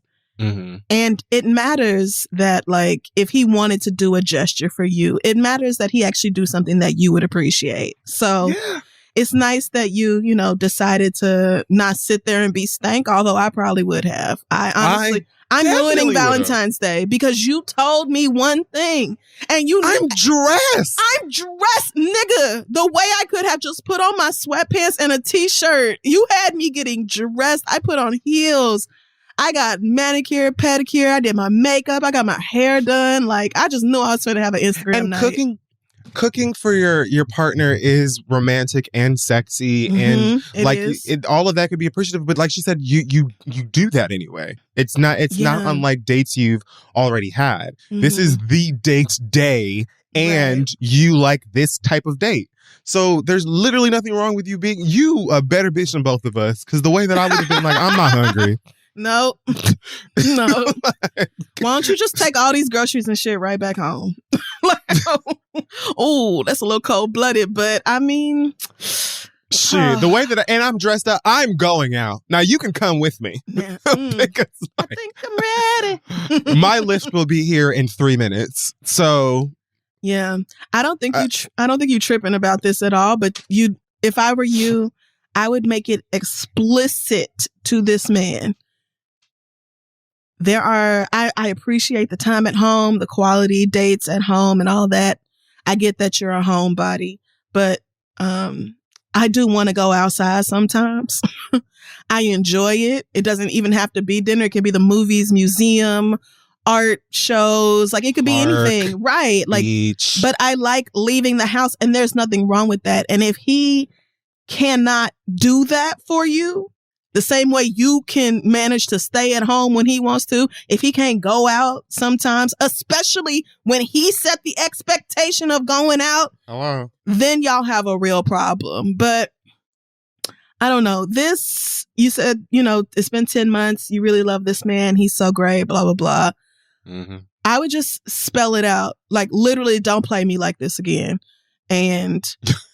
No, like just do not play me like this again. And if you really have a problem with going out on dates once or twice a month, then we need to reassess whether this relationship is right for the both of us. Maybe you need a bitch who don't never want to go outside again. Maybe you need her.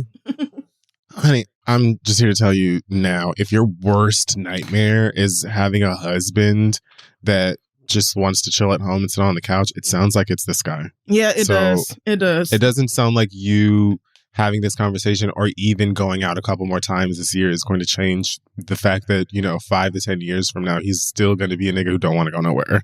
Mm-hmm. Probably more than now. So something to think about. Yeah. It's early. Right. You can do what you want. You can. Yeah, and if it happens again, be prepared to follow up on the way you feel about it. Like, I just don't want you to keep going in this relationship thinking, oh, he'll change or, things will be different. He'll understand what this means to me and one day he'll get it together. Like, he has to show you that. Sweet. Let his actions speak louder than his words. And good luck to you moving forward. I don't think it's an automatic breakup, but I understand the impulse. Woo! No, I'm so sorry. The amount of time it takes to get ready for Valentine's Day, and you telling me we staying at home?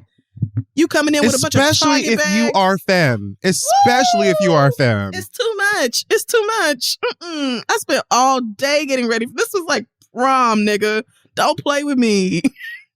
She specified her red dress. I know my bitch was red to go. She said it was like multiple times. She said her baddest red dress. Okay, she was in there being sexy, and here this nigga come talking about be in the foyer. Where's your house shoes? we finna watch 90 Day Fiance. Liar. No, the fuck we not. You are going to watch 90 Day Fiance. Not liar.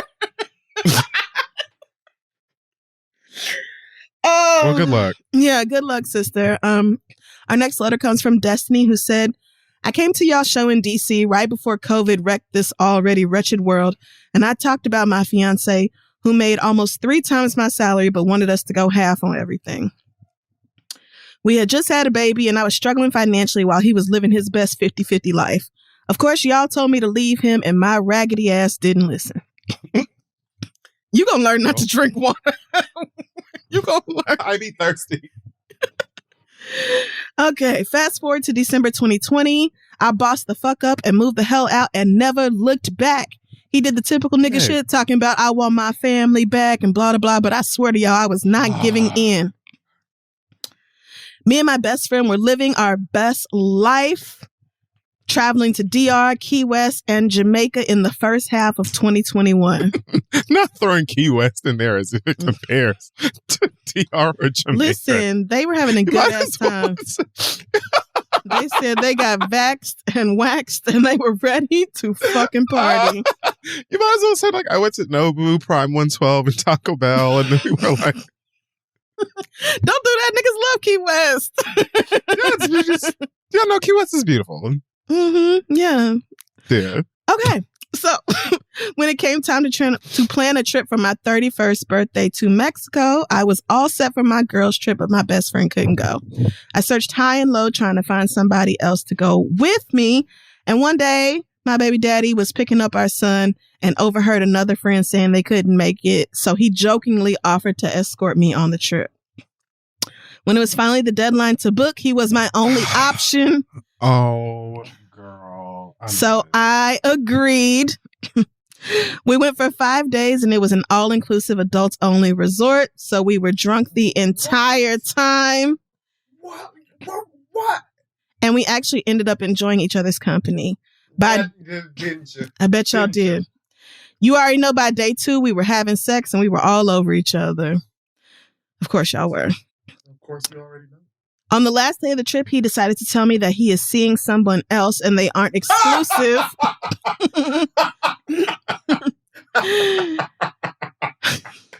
He said they aren't exclusive and he does care about her, but he still wants to see if we can make this work. Go fuck yourself. We got back from Mexico and I was in my feelings heavy for some reason. How did I have this man all to myself for 11 years and now I'm sharing him with somebody else? I had a tough conversation with myself, my best friend, and my therapist, and I decided to let his ass go. Then my father was killed in a motorcycle accident, and I really spiraled, and my baby daddy ended up being there for me, and it made me feel good. So I ended up backtracking on my decision to leave him alone. Now it's 2022, and me and his new bitch are literally sister wives. He takes her out on Friday and then he spends Saturday with me. And now my anxiety is going through the fucking roof. When he's not with me, all I can think about is him kissing her, fucking her, and then falling in love. What if he ends up choosing her over me? He tells me that I'm prettier and she could never compare to what we have. Find something to knock over that won't break. But obviously she has something he likes because he's keeping her around. My heart and my head just can't seem to get on the same page. I want to cut him off, but I don't know if I'm strong enough to mourn the loss of my dad and my ex at the same time. Plus, we have a 3-year-old son together, so we obviously have to communicate, but all of this just feels like a giant struggle. Any advice on what I should do in this situation would help. Thanks, Destiny. Baby, the way you didn't listen to us the first time. Oh, Destiny. What a roller coaster. Yeah, Destiny's been through a lot. It's like a fucking John Singleton movie. Yeah.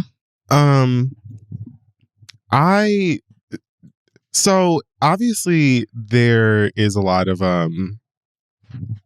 intertwining and connectivity between your ex and the relationship you had with your dad. Mm-hmm. And you are now coping with this loss by trying to be closer to this ex, even though that closeness is causing you pain at the same time.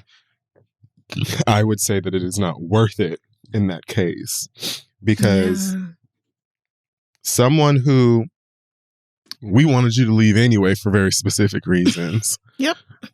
You knew you should have left.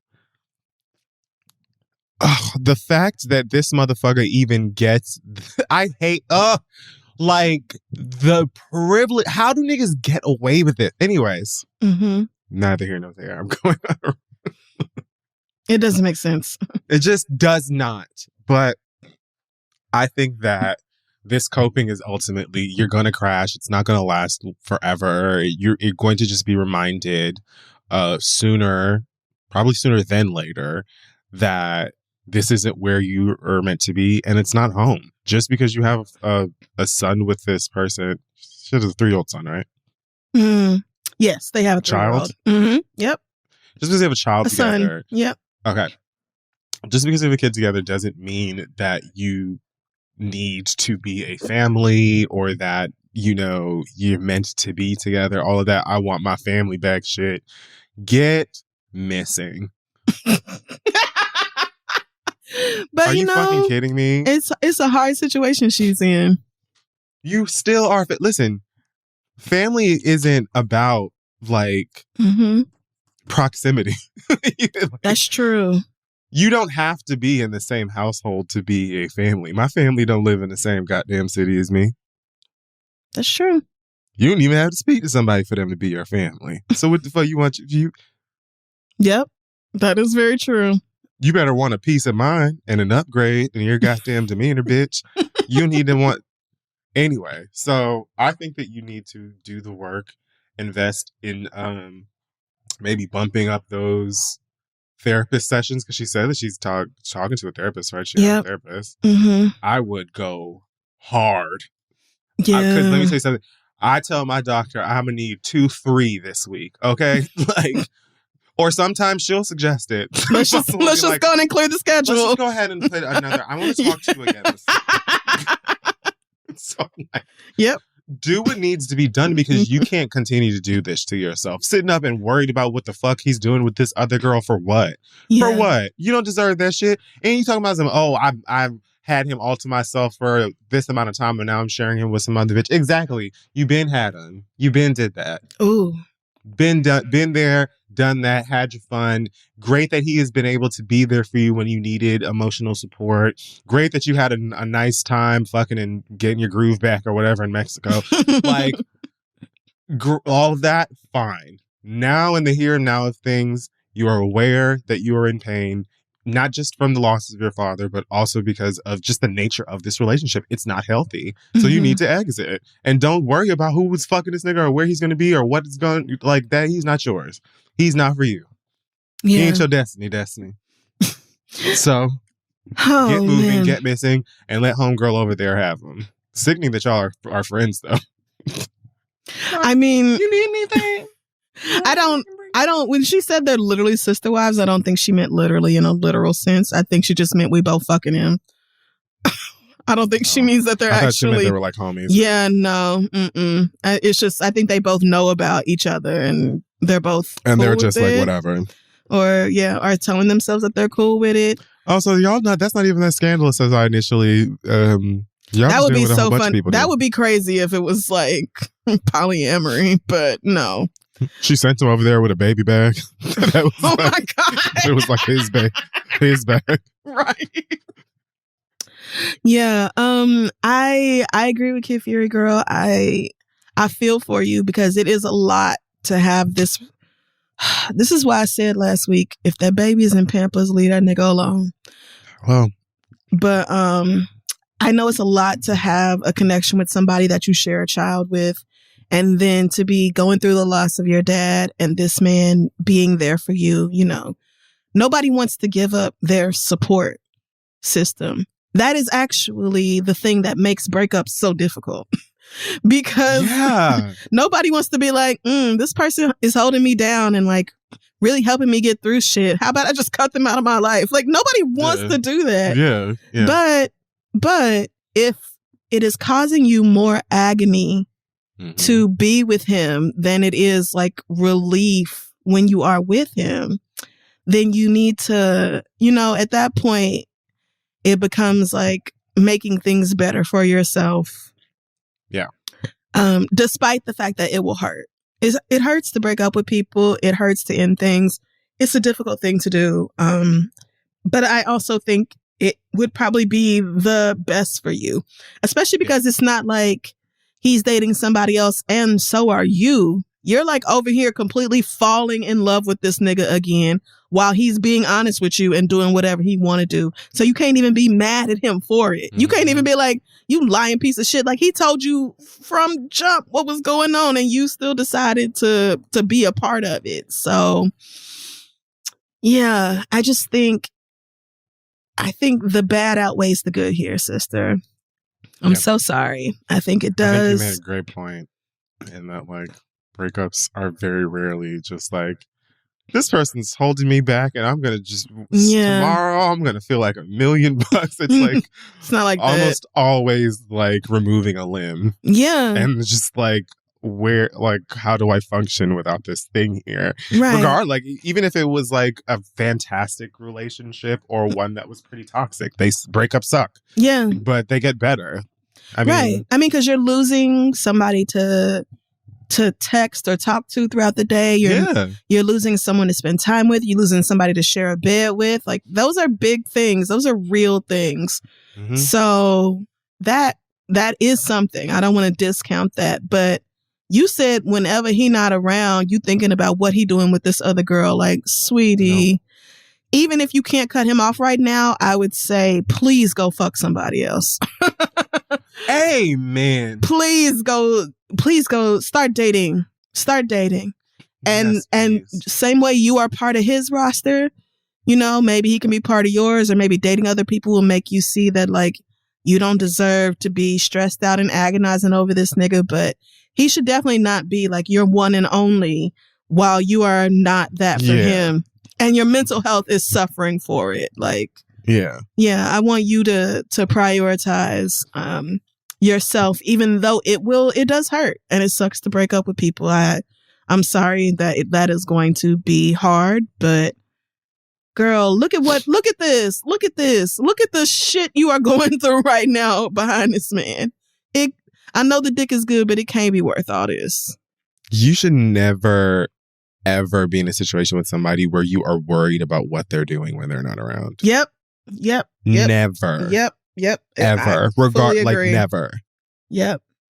So I think Crystal just gave you A++ advice. You better go and have a night on the town with your homegirls and start choosing and get chose. Hello? Please do. And take care of yourself. You've been through a lot, so be nice to yourself. But yeah, sister, I think it's time to let this man go for good and let y'all go y'all separate ways romantically while you still co-parent. Yep. Good luck. Our last letter comes from Bonito, who says, cute. I'm 26 years old and I've been dating my 29-year-old boyfriend for the past 5 months.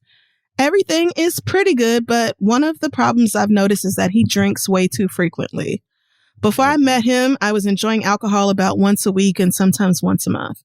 I enjoy liquor, don't get me wrong, but my previous financial situation gripped me by my edges and told me not to buy liquor or to go out and drink. We'll do that. Very real. Currently, my financial situation has gotten a lot better, so now I'm doing well and dating, but my man drinks about 4 to 6 days a week. Yikes. I understand he's an outgoing person and enjoys the activity of doing new things, going new places, and having fun, but there is not one single time where liquor hasn't also been part of the plans. Even after a day full of events and drinking, he'll come home and pour himself another glass. I've mentioned multiple times how I think he's drinking too much, and since being with him, my drinking has also increased to about 3 to 4 times a week, but he brushes it off and says this is nothing in comparison to when I was really drinking a lot. I know that's right. Doll said, you ain't seen nothing, right? She said, you mad at this? Oh, honey. Granted, my man never gets shit-faced and he's never a sloppy drunk. He's not mean or nasty, but he drinks a lot, both in quantity and in frequency. Is there anything I should do or say? Should I leave this alone? Should I break up with him? Should I even be bothered by his drinking at all? Any advice is helpful. Thanks and love the show. P.S. I can and do say no to drinking while I'm out with him, but I still drink more since we've gotten together. Right. Thanks, Benito. Yeah, no. And I'm glad that you feel like you can say no, but just acknowledging that when you're with somebody who drinks every time they go out, you will also kind of pick up some of that. Yeah, pick up some of that same habit. Well, I'm glad that you pointed out, because I was gonna ask, obviously, like, what kind of drunk is he, and or how does it get? If he isn't like, I guess me personally, if his drinking didn't affect his personality in a way that was disruptive or concerning or uncomfortable or whatever, then I don't know how much it would bother me. Maybe it would. It's possible that it's also sort of a red flag, but it's I don't know. I guess I would be curious to why. You know, especially like she's pointing out, you go out and you drink a lot and then you'll come home and drink again. So it's like, I guess I would want to know maybe where the drinking is based in and maybe like pick at that. Well, I wouldn't actually try to analyze him. You know what I mean? Like, I maybe would ask or something like that, or just try to observe to figure out. But it doesn't sound like it's an immediate problem as much as it's a concern for you or just something that you're not a fan of. You obviously have already stated that you can control your own drinking to an extent, but you have been drinking more as a result of it. So that seems like it might be something that you're concerned with. And I get that as well, but I don't know. Like, I love me a nice Olivia Pope wine at home. You know what I mean? Don't we all? I used to be someone who literally would drink if I went out, and I would go out like on the weekend. So at most I would drink once or twice a week, if at all. Right. And as I've gotten older, I will literally pour up, especially since I do a lot more work at home now too, which I don't know about him or whatever, but I will like literally pour up a nice glass of wine and get to typing. Yeah. Sometimes a margarita. Yeah. I'm feeling special or whatever. And so, I don't know. I think I would be, like I said, just more so curious on figuring out where it's coming from and keeping things as happy and healthy as possible in that regard. But if it gets to a place where it's getting like freaky, abusive, scary, mean, then you already know what to do. Yeah. What do you think?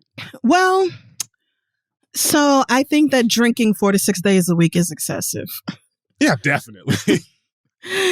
And if it's a concern for you, then it just is, and it doesn't necessarily have to be that his behavior is worse. Although, like you said, if his behavior was worse, then that would be like a clear sign to get the hell.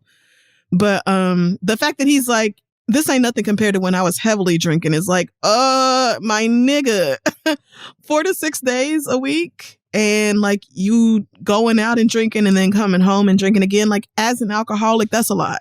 That's a lot.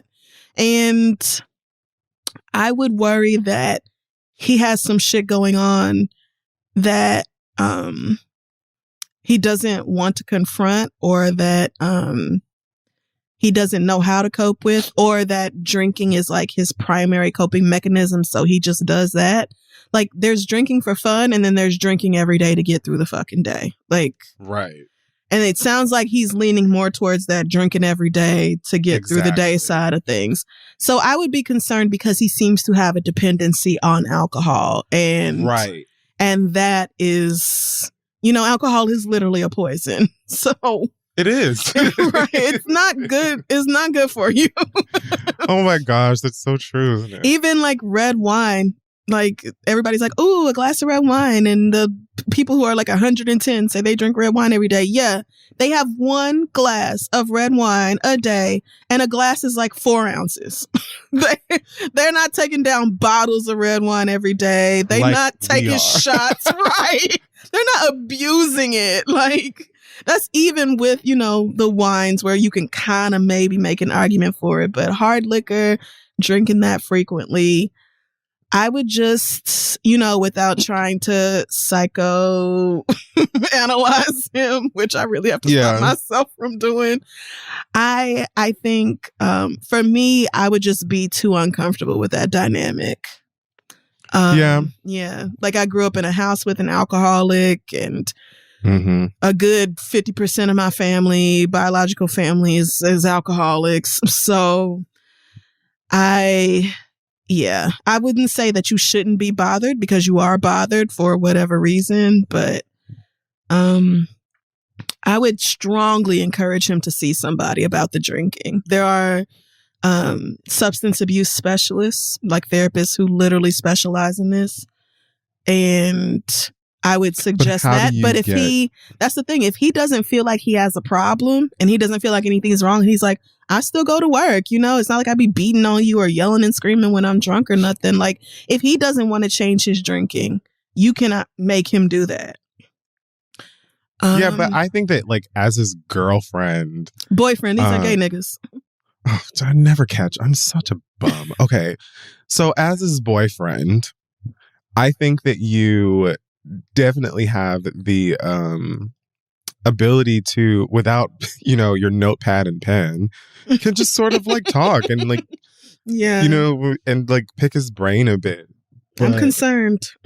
Yeah. But like, I do agree that him seeing someone about it, even just having like conversations with a professional that can get deeper into the reasons for this dependency or possible dependency or whatever, then like I feel like that would be better for everyone. Because even if you break up with him tomorrow, 4 to 6 times a week is still excessive, and he should do something to curb that. And I think that, there are a lot of people who like for me, I wouldn't be, like I said, I wouldn't be like running for the door if it wasn't abusive or like, scared. Like if he was able to just manage himself, but you're like very clearly still drunk, I would still be concerned.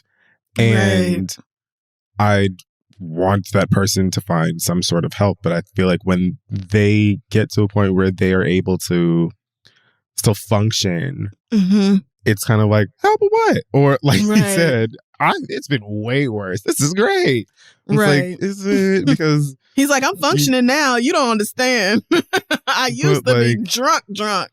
Your organs might not if you don't tell, but let's Yeah. Good on you for thinking something and saying something and feeling something, and hopefully at least he will be receptive to talking to someone about it. It sounds like he's not, because he's saying this is nothing, but I just don't think 4 to 6 days a week is nothing. I actually think that's very much something.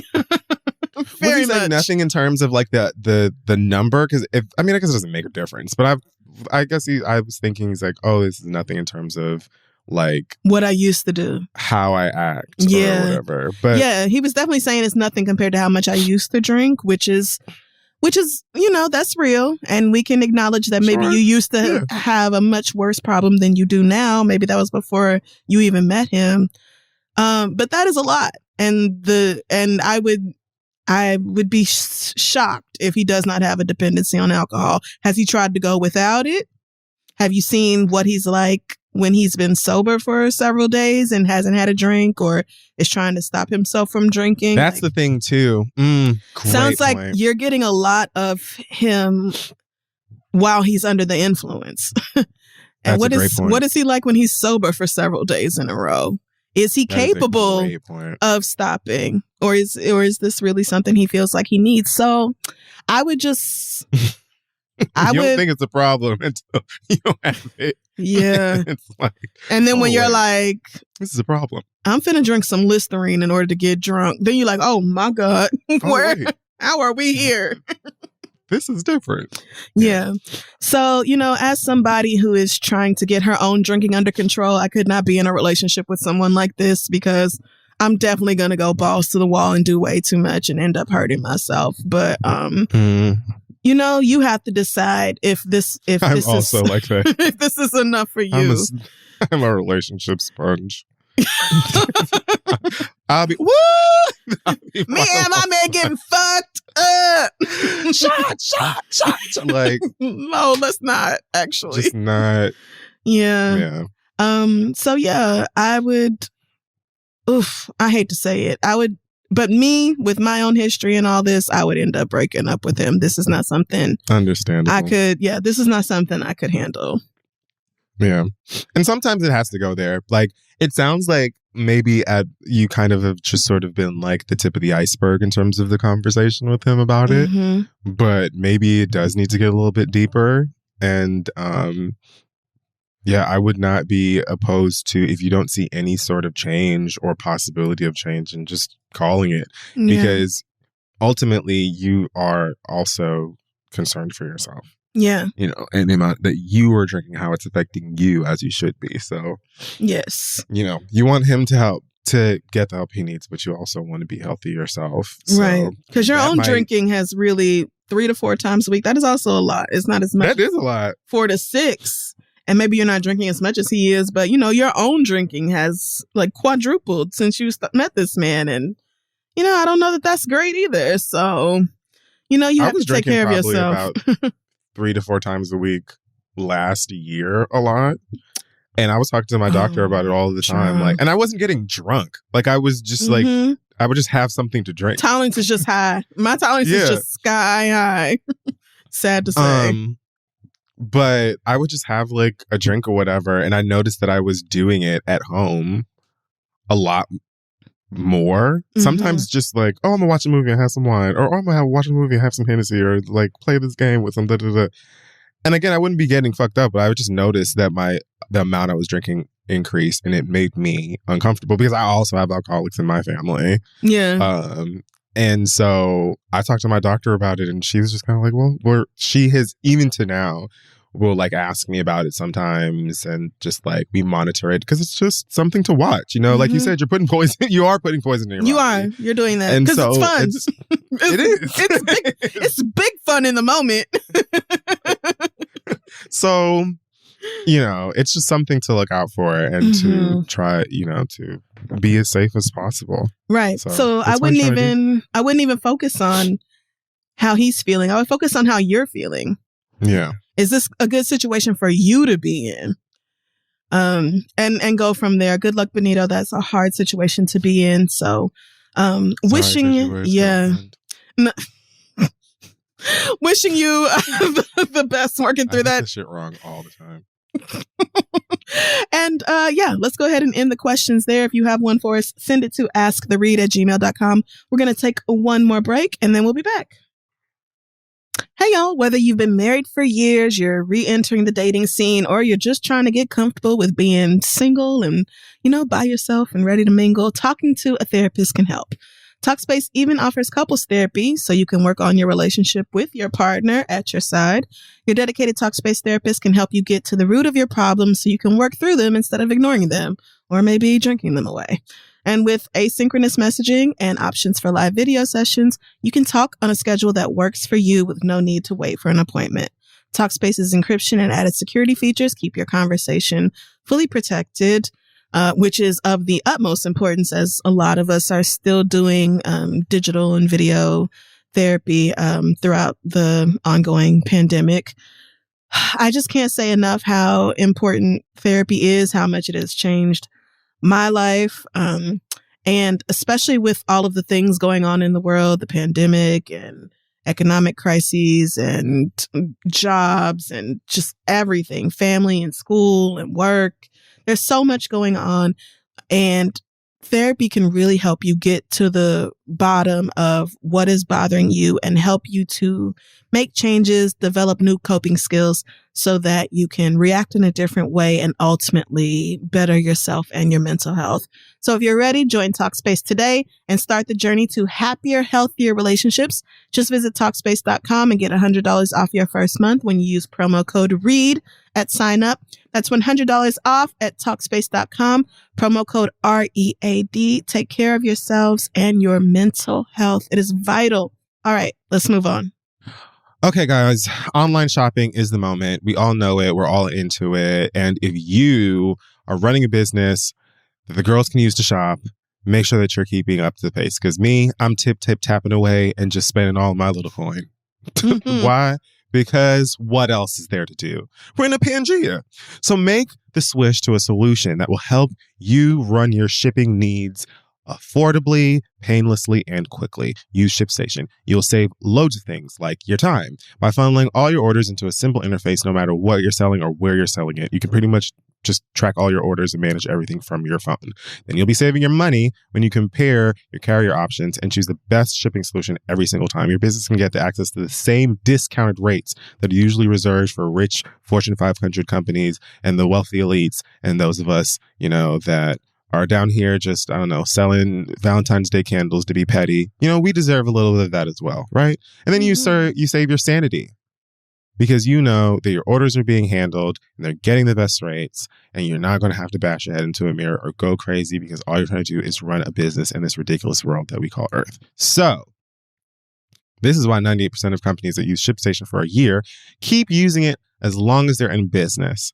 Okay, we included, because Alex uses ShipStation to manage our orders for the Read merch. Thank you guys for buying it, wearing it, sharing it, all of the above.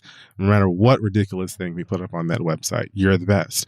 And you can know that ShipStation is what we're using to get it out to you. Ship more in less time with ShipStation. Use our offer code READ to get a 60-day free trial. That's 2 months free of no hassle, stress-free shipping.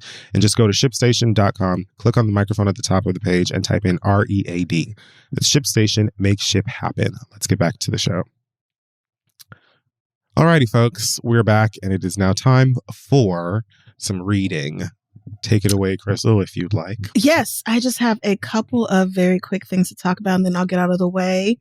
First of all, this Olympic Committee decision to allow this 15-year-old Russian girl to skate despite the fact that she tested positive for a banned heart medication that actually does, increase a person's athletic ability, as opposed to Sha'Carri Richardson, and how she went through all that drama because she tested positive for a little weed, which, as everybody knows, will slow you down and doesn't actually enhance any fucking thing. So sure doesn't. So Sha'Carri made this point herself and was like, I would love to know what the actual difference is between us. And the IOC was like, well, you can't really compare the two because it was a totally different situation. You were in, your thing came out way before the actual Olympics, and the Americans are actually the ones who decided to disqualify you. And it was a 30-day thing. And this girl, the test was done in December, but we're only just now finding out about it. And she's a minor, so she's a protected person. So it's not the same. And if she wins, then there just won't be a ceremony and all this. And what that sounds to me, be quiet. Right? Like, all that is sounding like to me is, we're going to let this Russian white girl skate because she's a Russian white girl. And there is not a goddamn thing you can do about it. Nigger. Not one fucking thing. You might as well close your black ass mouth, because there's not one goddamn thing you can do. Right. Close them. Close your weed sucking ass lips. Bitch. Yeah. Ridiculous. So, I mean, honestly, I'm not surprised at any of it. I'm not surprised that this girl failed the test. I'm not surprised Sha'Carri said something. I'm not surprised that IOC was like, these are individual cases and there's nothing really common about them at all, and blah, blah, blah. When what y'all could have done is what y'all would have done if Simone Biles, for example, had tested positive in the middle of the goddamn Olympics and been like, what your ass won't do is tumble. What you won't be doing is getting on no goddamn horse. You won't be getting on no beam. You won't be flipping and twirling and none of that shit. It won't be no shaking and gyrating over here from your nigger self. Like, that's what you could have done. You could have just said, find another 15-year-old. This one is not skating. And even at the Olympics, the people who were actually doing the commentating was like, this doesn't feel right. Like, we should not have seen this skate just now. She should not be allowed to still be here. It's a blatant violation of the rules. And y'all being like, oh, well, it's different rules for minors. Minors are allowed to dope. Is that what you're saying? Ridiculous. Even if you don't look at it from a Sha'Carri point of view, what about all the rest of the goddamn athletes there? I would have been like, so can I also take this banned heart medication? Is she allowed because she's 15? What the fuck kind of sense does that make? It doesn't. Like, it's not computing. So, fuck y'all for that. Thank you, Sha'Carri, for even bringing it up, because I really don't be too tuned into the Winter Olympics. But the double standard and being like, oh, well, America decided to do it. And if they hadn't, y'all would have did it. So please cut the shit. Just cut the shit. Because we all know better than that. Secondly, Tinder swindler. Wow. Have you watched Tinder Swindler? I have not watched Tindisha Swindisha, but I've been I've heard about it way too much, so I guess I'm just gonna probably on my flight or something. I'll try to check her out. So I really don't want to. I was highly entertained. Okay. But after about the first 30 minutes, I stopped taking notes because it got progressively more ridiculous. Essentially, this white man was posing as the son of the King of Diamonds, and was claiming to be a member of the I should have known your Miami ass was gonna go straight there. Oh no. No, actual diamonds, like a billionaire family. He was claiming to be a billionaire on Tinder. So there you go. First of all, thank you so much. Thank you so much. No, because the question is valid. I just have a few things I want to share with the girls that I learned from watching this Netflix special that I think y'all may need to absorb. First of all, there are no billionaires on Tinder. There's just aren't. Here's the thing about being a billionaire. You don't have to swipe right. The whole globe is swiping right on you. All you have to do is go places and do things. It don't take nothing else. If this man was actually a billionaire, he would not be on Tinder. And it definitely would not be, because one of the girls, the first girl was like, oh, I saw him on a dating app and I sent him a message and then he sent me one back saying, I'm leaving the country tomorrow morning, but let's meet up for coffee. No billionaire is going to do that. If they are leaving the country in 12 hours, they're not taking time out of their day to go meet with your regular broke ass first. They're not doing that. Like, it sounds like a really cute movie starring like Anne Hathaway from 2005. But girl, IRL? No. Please. It doesn't make sense. And this whole like, he was showering me with gifts and all this. This is also another red flag. It's called love bombing, and people throwing all this attention and gifts and shit like that at you when you just met is a massive warning. Like, girl, no, ma'am.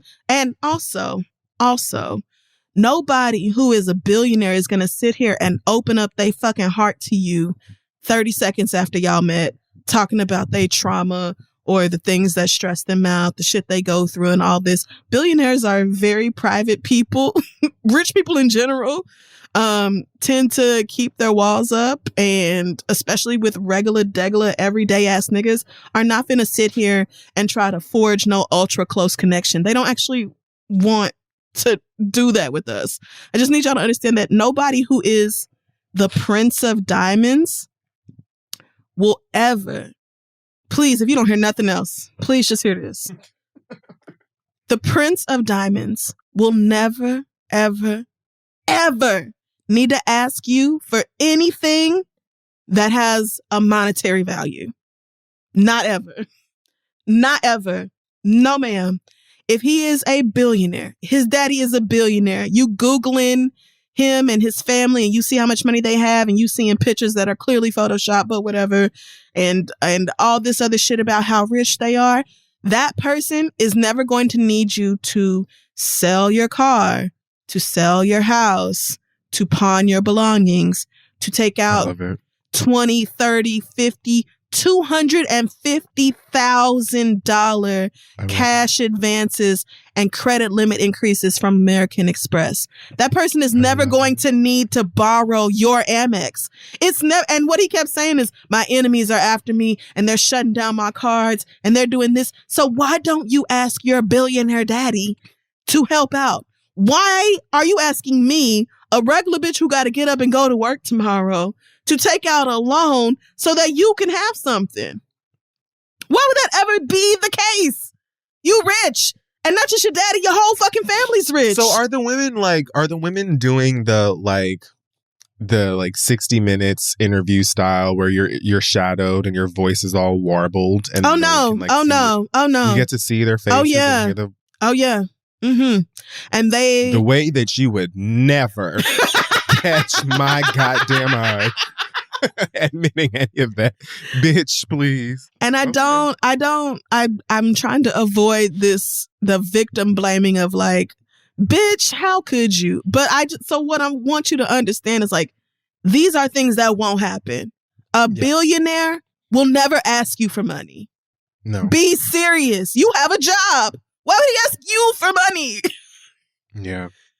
This man has the kind of wealth that don't just vanish. If your daddy is the diamond man. Yeah. Yeah. Why don't you just go get a diamond? Just pick a diamond off the diamond tree. Why do I need to call American Express and beg for $100,000 worth of loans and money and credit increases? Why would I need to do that for you? Why would that? Why? And then, of course, once they take out like an ungodly amount of money, he's like, "Oh, I'll pay you back, and it's coming immediately." And then he Photoshop some fake documentation of him sending the deposit, and the deposit never comes. And then he stops answering the phone, and you realize what you've gotten yourself into. And the girls have started a GoFundMe because they're trying to recoup about $800,000 that they have lost because of this man. Which is sad. And, I'm just going to say, I'm sure somebody will help. It won't be me. But for the rest of you, and one of the girls was like, yeah, I'm still on Tinder. It wasn't Tinder's fault. Damn sure. Well, hello. I'm glad. It was not Tinder. It was not Tinder's I know the fault. good folks over at Tinder went right over to Netflix with and we're like, you won't be using our name unless there's a clear disclaimer. Yep. You better go ahead and dive right in there and remind the girls that ain't got nothing to do with us. Yeah. Hello, one thing. Yeah. Extremely entertaining documentary, but not something that I can see the average Black girl getting caught up in. And I know y'all said that there are Black girls somewhere in it, either at the very beginning or at the very end. I didn't really see that. But what I know is that he didn't gank them for no $250,000. I know that. Because not even just like, ooh, Black girls got too much sense for that, but like Black girls literally not going to get approved for that kind of money without like being able to clearly demonstrate an ability to pay it back. And, maybe because y'all Scandinavian, y'all countries have different laws or whatever, but it don't work like that for us. It's simply Black people, we're not getting away with that kind of bullshit. And Amex showed up to your door talking about where is our shit. Girl, behind a billionaire. I just want to reiterate, a billionaire. Do you know how much money it takes to be rich? Not a lot. Not even $1 million. You're talking about somebody who is worth billions. And you going into your pocket? But that's what these manipulators do. They throw a bunch of money and attention at you. They talk about how this is amazing and they've never had a connection like this before. And they get you feeling all good about them. And then it's, oh my God, babe, my enemies. Like, tell your enemies, I'm so sorry. No weapon formed against me shall prosper. That's what my guy said. Yeah. But as far as me dipping into my 401k, me risking my credit, my good standing with them white folks over at American Express, I won't be doing it. I won't be doing it. Best of luck to you. I just want you girls to learn something from this. What a fucking mess. You should watch it because it is hilarious. Because they be dragging themselves. I'm just thinking, like, so many things I want to watch, I feel that. So many things I feel that. I do. But it was really enjoy. It was highly entertaining. I'm going to check it out. I'm worried for the girls. So, just a quick PSA from me to you. Best of luck. I saw some of the girls talking about it on Discord. It's so good. Oh, yeah. Shout out to our Discord. Y'all are having big fun over there. Yeah, it's very lively. We're having a good time. Yeah, it is fun.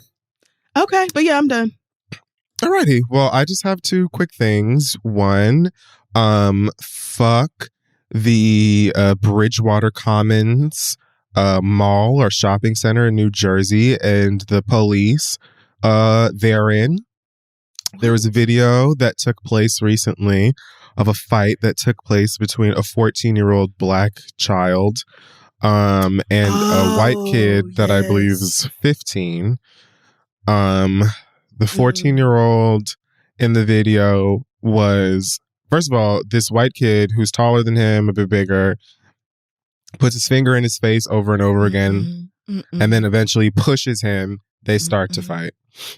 Now, it takes the cops in the small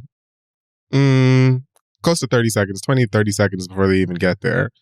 When they do get there, they pull this white kid off of the black one and basically sit him down to the side on a nearby couch.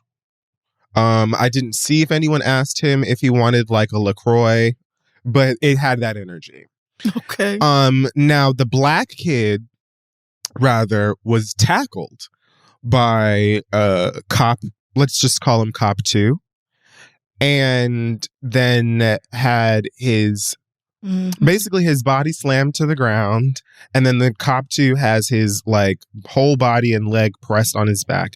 After Cop 1 sits down our white friend, she then joins Cop 2 by pressing her knee into this 14-year-old black kid's neck. Yep. He is not resisting. He did not start the fight.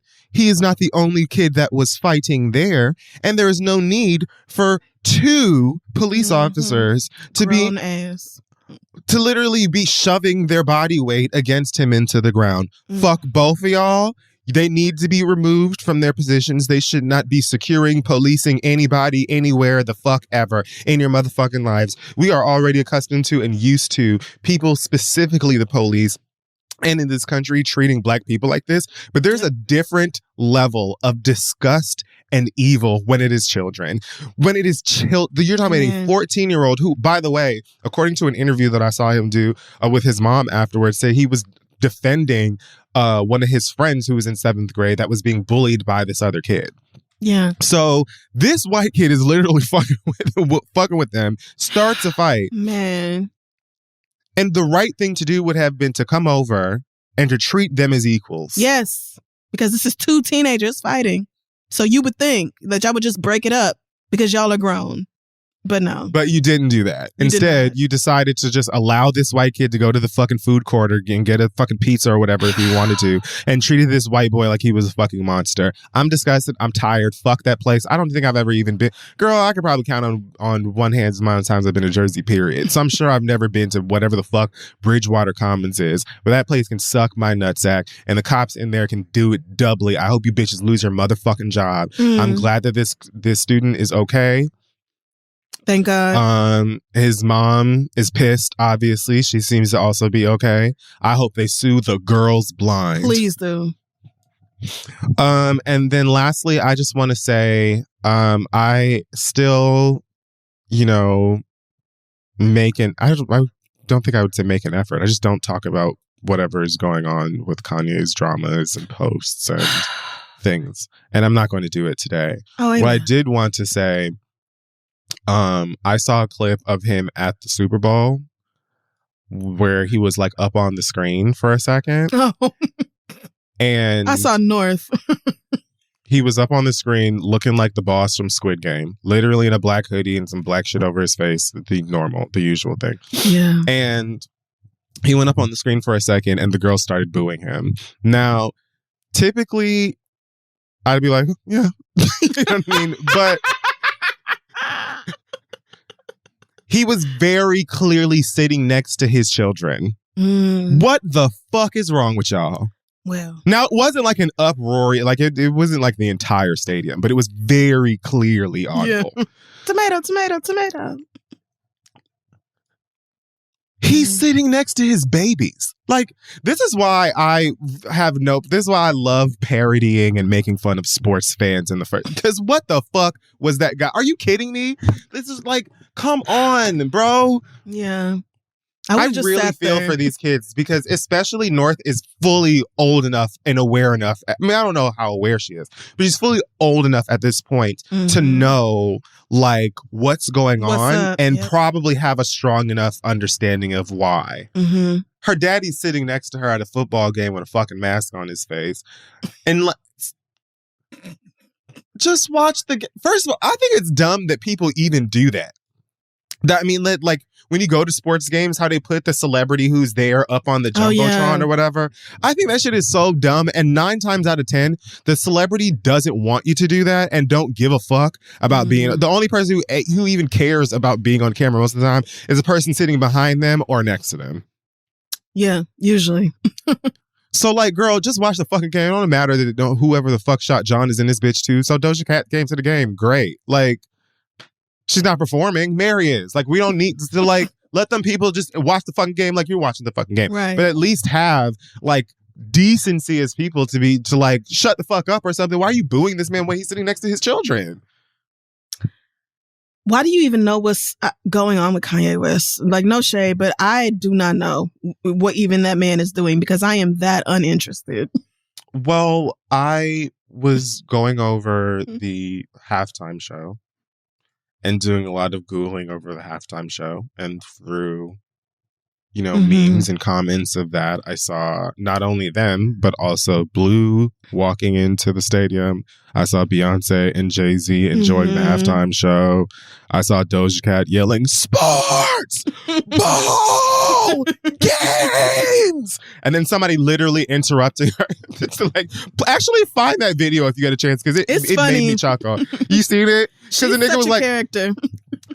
She was like doing whatever, and then someone like stopped her out of nowhere and like said something like, "How are you?" or whatever, and she was like, "I'm good. I'm good." And in my mind, I was like, what she wanted to say was, "I was good until you interrupted the good time that I was motherfucking having." Did you see me? I was having fun. My business. And then here you come. Yeah, she's a fun girl, actually. I feel like y'all would get along. Yeah, I do feel like I would get along with you in the chat. Y'all should go to the strip club together. Yeah, I could see that. Yeah. But yes, I'm done. Let's do the best that we can. Yeah, continue to leave me out of whatever Kanye West is doing and Kim Kardashian. But that's the thing. I don't care. In this case, the answer is nothing. This isn't even just about him for me. Sitting here with his children. So, like, why? Like, I have zero interest in the rest of the parade, and that's why I don't talk about it. Amen. You know what I mean? Obviously, I do see more of the headlines than you do because I gather headlines for this podcast every week. Right. But I scroll right past each and every single one of them. This came on across my feed in a different way. Yeah. And I'm just like, look at adorable ass Saint here waving at the camera like, "Hey, y'all," just being happy as ever all the time. And y'all are being dickheads. Yeah. And North is always, it's just like, I'd rather be at home. And the only reason I saw this at all is because I do follow Nori's Black Book on Instagram, which is... I refuse. I'm sorry. I'm not going to It's so funny. It is funny. It is hilarious because the Black woman... So the Kardashians brought her on the last season because they were like, who is Nori's Black Book? And it is a Black woman who runs the account, which obviously, because it's just too funny for it to have been a white person. Yeah, but it's really aware. She posted the video because, first of all, North had a whole attitude looking like, why am I even next to Saint? Yeah. But she was like, I love her. I was over this from the beginning, girl. I thought I was going to be in a suite. And here y'all go out here with everybody else. I could have been at home watching Euphoria. So, like, I adore that account, but Euphoria. If I like 8. But if I wasn't following Nori's Black Book, I would have never seen this. That's my only connection to anything to do with They had her on their show. They brought her on. Yeah. It was a whole promo of like Kim and Chloe calling their friends, being like, "Are you Nori's Black Book? Are you Nori's Black Book?" And then being like, "Bitch, I wish. Like, you don't have no friends funny enough to be Nori's Black Book." So fraud, bitch. You know none of your goddamn friends and nobody that you knew was that. You know that page. But they did bring her on. They did bring that Black woman on, and I guess Kim follows it, and it's very funny to me. But again, my only connection to what them people are doing is that Instagram account. Otherwise, I do love I'm not tapped in. Has kept that same energy of, I don't need to be here. I don't like it. She definitely was looking like, girl, why are we here? I'm talking about since she was like wailing next to Anna Wintour. When Kanye and Kim used to drag her to all the shows. She was like, bitch, I said home. I said Paw Patrol. I said popcorn and movies. The fuck are we doing? I don't care about this. Take me out of this bullshit. Yes. And girl, I ain't care about this game, so I know that baby didn't. Right. She definitely did. Well, I mean, I think the Instagram account may be influencing me because I'm like, nah, she said fuck it. She loved it. It was sickening. She said on the page that it was up and stuck. Like, let me calm down. But yeah, anyway. I'm finished. Not worried about them grown-ass people. As always, just concerned with the children and... That's my main concern. Praying for their absolute best, because this. That's it. That's why this hurt me. Yeah. That's why it bothered me. Because like if he was sitting there by himself and they booed him, I probably would have just half laughed or not reacted to it at all. But the fact that they had to be like witness to it and be sitting there and basically be booing too, nigga. Right. You're essentially booing them too. Yeah. I would hate for the kids to think the booing was about them. Right. That would be really This ain't got nothing to do with that nigga for me. Like, I was way more, like, annoyed by the fact that y'all had the nerve. That's very on brand for you. When these babies were on the fucking camera. That is very on brand for you. Like, put the fucking Bud Light down, you fucking losers.